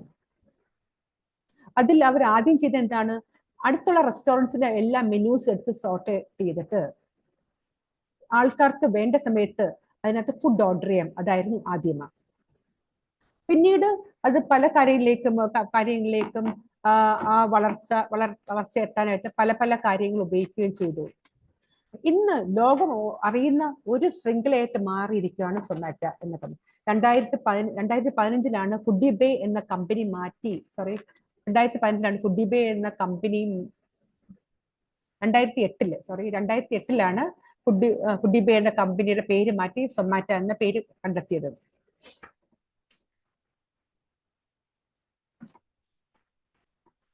കൂടാതെ ഇതിനകത്ത് മറ്റു പല കാര്യങ്ങളും അദ്ദേഹം ചേർത്തിട്ടുണ്ടായിരുന്നു. Table booking, restaurant reviews, ratings, food delivery, ഓൺലൈനിൽ കൂടെ എങ്ങനെയൊക്കെ ചെയ്യാം എന്നുള്ള പല കാര്യങ്ങളും സൊമാറ്റോ തൻ്റെ ബിസിനസ് സാമ്രാജ്യമായ അല്ലെങ്കിൽ ഫുഡ് എത്ര വേഗത്തിൽ തൻ്റെ കസ്റ്റമേഴ്സ് എത്തിക്കാം എന്നുള്ള എല്ലാ രീതിയിലുള്ള എന്തൊക്കെ പോരായ്മകളുണ്ട് അതെല്ലാം കണ്ടെത്തി പരിഹരിച്ച് ലോകമൊട്ടാകെ പോകുന്ന ഒരു ബിസിനസ് ആണ് സൊമാറ്റോയെ മാറിയിരിക്കുന്നത്. കൂടാതെ അദ്ദേഹം ഒരു ദിനം പ്രഖ്യാപിച്ച് no salary chief of staff, സ്റ്റാഫിന്റെ ചീഫിന് അല്ലെങ്കിൽ ഷെഫിന്, ഇവിടെ ഷെഫാണേ, സ്പെല്ലിംഗ് മിസ്റ്റേക്ക് ആണേ, ഷെഫിന്, അവിടുത്തെ മെയിൻ ഷെഫിന് സാലറി ഇല്ല. അദ്ദേഹം ഇത് കേട്ടപ്പോൾ മത്സരിക്കൂ, ഇത്രയും വലിയ ശൃംഖലയിൽ ഷെഫിന് എന്തുകൊണ്ട് ശമ്പളമില്ല? അതെല്ലാം ഒരു ചോദ്യം. കാരണം ഇദ്ദേഹം തന്റെ മനസ്സിൽ ഉദ്ദേശിച്ചത് വിശ്വസ്തതയുള്ള ഒരു വ്യക്തി, പൈസ വേണ്ട, എനിക്കിത് ചെയ്താൽ മതി. കാരണം ഈ സൊമാറ്റോയിൽ Indian, continental, Turkish, Japanese, Chinese, western എന്നുള്ള പലതരം ഫുഡുകളാണ് ഇവിടെ നിർമ്മിക്കുന്നത്. അതെല്ലാം ഇവിടെ വന്നാൽ പഠിക്കാം. ഷെഫ് ഇതെല്ലാം പഠിച്ചു കഴിഞ്ഞാൽ അദ്ദേഹത്തിന് അത് വേറൊരു സ്ഥാപനം ഉണ്ടാക്കാം എന്നുള്ള ലക്ഷ്യം ഇതിന്റെ പിറകിൽ ഒളിഞ്ഞിരിപ്പുണ്ട്. കാരണം ഇദ്ദേഹം അത്രയ്ക്ക് ട്രസ്റ്റ് വർത്തി വ്യക്തിയായിരുന്നു. എല്ലാവരും പഠിക്കട്ടെ ഉള്ളൊരു ആശയം കൂടെ ഇദ്ദേഹത്തിന്റെ മനസ്സുണ്ട്. സൊമാറ്റോ എന്ന കമ്പനി മറ്റുള്ള കമ്പനിയിൽ നിന്ന് വ്യത്യസ്തമാകുന്നത് എന്തുകൊണ്ടാണ്? തന്റെ ഫുഡ് വിശ്വസ്തതയും നല്ല ഡെലിഷ്യസും ആയിരിക്കും. സമയാസമയത്ത് തന്നെ ഫുഡ് ഡെലിവറി ചെയ്യാൻ പറ്റും. കൂടാതെ മറ്റൊരു കാര്യം കൂടെ ഉണ്ട്. ഈ സൊമാറ്റോ പല റെസ്റ്റോറൻറ്റ്സിലെ പാർട്ട്ണർഷിപ്പ് നേടി. ആ റെസ്റ്റോറൻറ്റ്സിൽ സൊമാറ്റോയുടെ ഒരു ഐഡന്റിറ്റി ഉണ്ട്. അതുവഴി ആർക്കാണ് ഏത് ടൗണിലാണ് സൊമാറ്റോ വഴി ഫുഡിന് വേണ്ടി ഓർഡർ ചെയ്തെങ്കിൽ അതിന് തൊട്ടടുത്തുള്ള റെസ്റ്റോറൻറ്റിൽ സൊമാറ്റോയുടെ ഫ്രാഞ്ചൈസി ഉണ്ടെങ്കിൽ ആ സൊമാറ്റോയുടെ ആ ഫ്രാഞ്ചൈസിയിലെ ആൾക്കാര് അല്ലെങ്കിൽ ആ ഡെലിവറി പേഴ്സൺ ആ കടയിൽ പോയി തന്റെ പ്രൊഡക്റ്റ് വാങ്ങിച്ച് കൊണ്ട് ആൾക്കാർക്ക് എത്രയും വേഗത്തിൽ എത്തിക്കുന്നതും കൂടെ ഇതിനകത്ത് ഞാൻ ഓർമ്മിപ്പിക്കുകയാണ്. അടുത്തതായി തേങ്ക മറിയ കുര്യാക്കോസ് എന്ന കേരളത്തിൽ നിന്ന്, പാലക്കാട് അല്ലെങ്കിൽ തൃശ്ശൂർ ജില്ലയിൽ നിന്ന് നമ്മുടെ ഏറ്റവും പ്രിയപ്പെട്ട ഒരു കുഞ്ഞു ഓണ്ടർപ്രണർ ആണ്. തേങ്ങയുടെ ഷെൽസ് ചിരട്ട. ഒരു ദിനം ഈ കുട്ടി തന്റെ മുത്തശ്ശിയുടെ വീടായ തൃശ്ശൂരിൽ വന്നപ്പോൾ വീട്ടിലെ പിന്നാമ്പുറം കിടക്കുന്ന ഷെൽസ് ചിരട്ടകൾ കണ്ട് എന്തിനാണ് അങ്ങനെ ഇട്ടേക്കെന്ന് ചോദിച്ചപ്പോൾ അത് കളയാൻ വേണ്ടിയാണ്, അല്ലെങ്കിൽ ആരെങ്കിലും എടുത്തുകൊണ്ട് പോകും എന്നൊക്കെ പറഞ്ഞ മുത്തശ്ശി.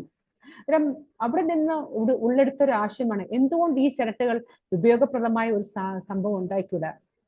എപ്പോഴും ഈ മരിയ കുര്യാക്കോസിന്റെ മനസ്സ് എപ്പോഴും ഒരു സസ്റ്റൈനബിലിറ്റി ചിന്താഗതി എൻവയറമെന്റൽ ഫ്രണ്ട്ലി അല്ലെങ്കിൽ എക്കോ ഫ്രണ്ട്ലി എന്ന ആശയം ഉള്ളിൽ കൊണ്ടുവരുന്ന ഒരു വ്യക്തിയാണ്. പുള്ളിക്കാരിയും എനിക്കൊരു ബിസിനസ് ലേഡി ആവണം എന്നുള്ള ആശയം ഉള്ളിന്റെ ഉള്ളിൽ ഉണ്ടായിരുന്നു. ഈ കിടക്കുന്ന ത്രോൺ അവേ ഷെൽസ് അല്ലെങ്കിൽ വീടിന്റെ പുറകിന് കിടക്കുന്ന ഈ ചിരട്ട വെച്ച് എന്തുകൊണ്ട് എനിക്ക് ഒരു മനോഹരമായ വസ്തുക്കൾ ഉണ്ടാക്കിക്കൂടാ എന്ന ചിന്താഗതി ഉള്ളെടുക്കുകയും അത് ഗ്രാമങ്ങളിലേക്ക് എത്തിച്ച് ഈ ചിരട്ടിൽ എത്തിച്ച് പുതിയ ഉൽപാദനങ്ങൾ, സ്പൂണ്, പാത്രം, പിന്നെ വീട്ടിൽ ഡെക്കറേഷൻ ചെയ്യുന്ന സാധനങ്ങൾ ഒക്കെ ഉണ്ടാക്കുകയും അത് നാഷണൽ ആൻഡ് ഇന്റർനാഷണൽ അംഗീകാരം നേടുകയും ചെയ്തു. ഇന്ന് പ്രതി മാസം ഏകദേശം 8 മുതൽ 10 ലക്ഷം രൂപ വരെയാണ് ഈ മരിയ കുര്യാക്കോസ് ഈ നിസ്സാരപ്പെട്ട ചിരട്ടയിൽ ഉൽപ്പന്നങ്ങളിൽ നിന്ന് വാങ്ങിക്കുന്നത്. കൂടുതലും നമ്മുടെ കേരളക്കാർ അല്ലെങ്കിൽ ഇന്ത്യക്കാർ ഇത് കൂടുതൽ ഉപയോഗിക്കുന്നില്ല. എന്തുകൊണ്ട്? അത് സാധാരണ ചിരട്ടയല്ലേ എന്നുള്ള വിചാരം. പക്ഷെ അങ്ങനെയല്ല. നമ്മുടെ ഉൽപ്പന്നം, നമ്മുടെ ഇന്ത്യൻ ഉൽപ്പന്നം എന്ത് തന്നെയായാലും നമ്മുടേതാണ്.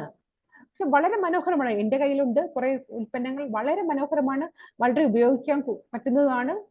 അത് നമ്മൾ ഒരു രീതി അല്ലെങ്കിൽ മറ്റു രീതിയിൽ ഈ നിൽക്കുന്ന മരിയ കുര്യാക്കോസ് എത്ര പേർക്കാണ് ജോലി കൊടുക്കുന്നത്? ഇന്ത്യയിലെ ഗ്രാമങ്ങളിൽ എത്ര കലാകാരന്മാർക്കാണ് ഈ ജോലി? എല്ലാം കൈകൾ കൊണ്ട് ചെയ്തതാണ്. നിങ്ങളിപ്പോ പ്രോട്ടോടൈപ്പ് ചെയ്യുമ്പോൾ നിങ്ങളുടെ ഈ പ്രോട്ടോടൈപ്പ് പേറ്റന്റിലേക്ക് അല്ലെങ്കിൽ ബിസിനസ്സിലേക്ക് എത്തുമ്പോൾ നമ്മൾ എന്താ ചെയ്യുക? നമ്മുടെ പ്രൊഡക്റ്റ് വിറ്റഴിയണം. നമ്മൾ ഇന്ത്യക്കാരാണ്. നമ്മൾ യൂറോപ്പിലോ ഇംഗ്ലണ്ടിലോ ഒന്നും അല്ല.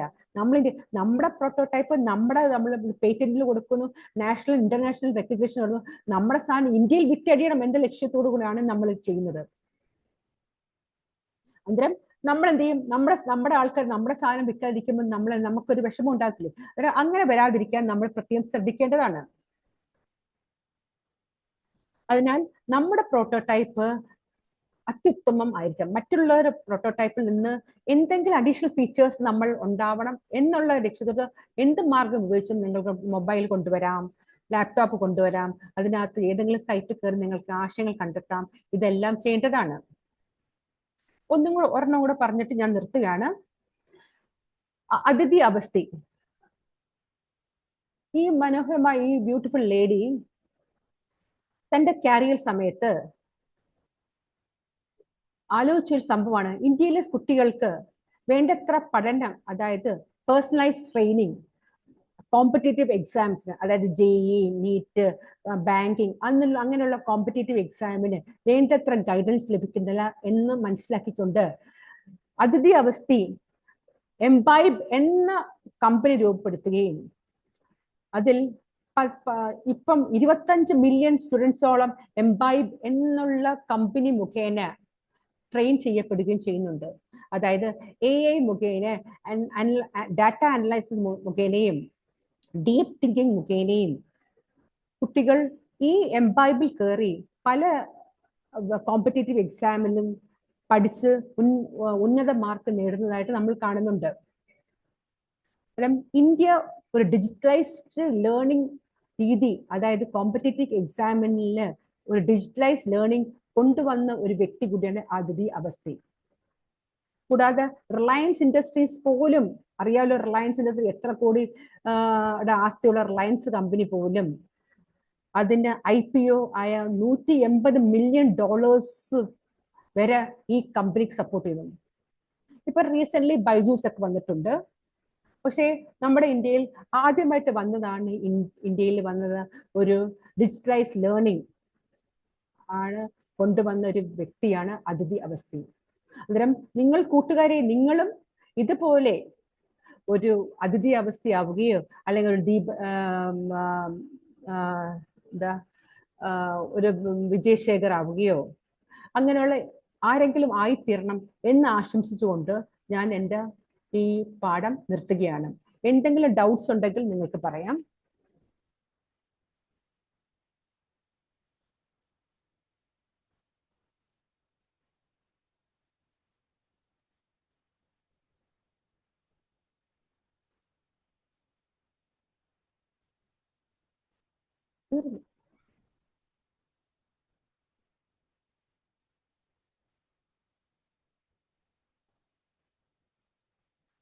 നിങ്ങൾക്ക് ഈ ലെസൺ വളരെ ഉപയോഗപ്പെട്ടു എന്ന് വിചാരിക്കട്ടെ.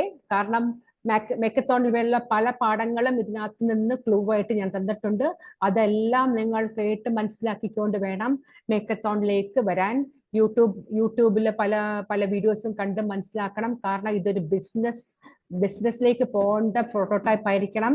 നിങ്ങൾ സെൻസേഴ്സും പിന്നെ ഓർഡിനോസും പിന്നെ പലതും ഉണ്ടായിരിക്കും ഹാർഡ്വെയർ കിറ്റിൽ. അതെല്ലാം പരമാവധി ഉപയോഗിക്കണം. ആ ഉപയോഗിക്കുന്ന സാധനങ്ങൾ നിങ്ങൾ ഒരു നല്ല ബിസിനസ് പിച്ച് കൊണ്ടെത്തിക്കണം. ഇത്രയും പറഞ്ഞ് ഞാൻ നിർത്തുകയാണ്. Thank you so much. നാളെ എല്ലാവരും വീണ്ടും കാണാം മറ്റൊരു സെക്ഷനോടെ, ഞാനല്ല മറ്റൊരു അധ്യാപകൻ.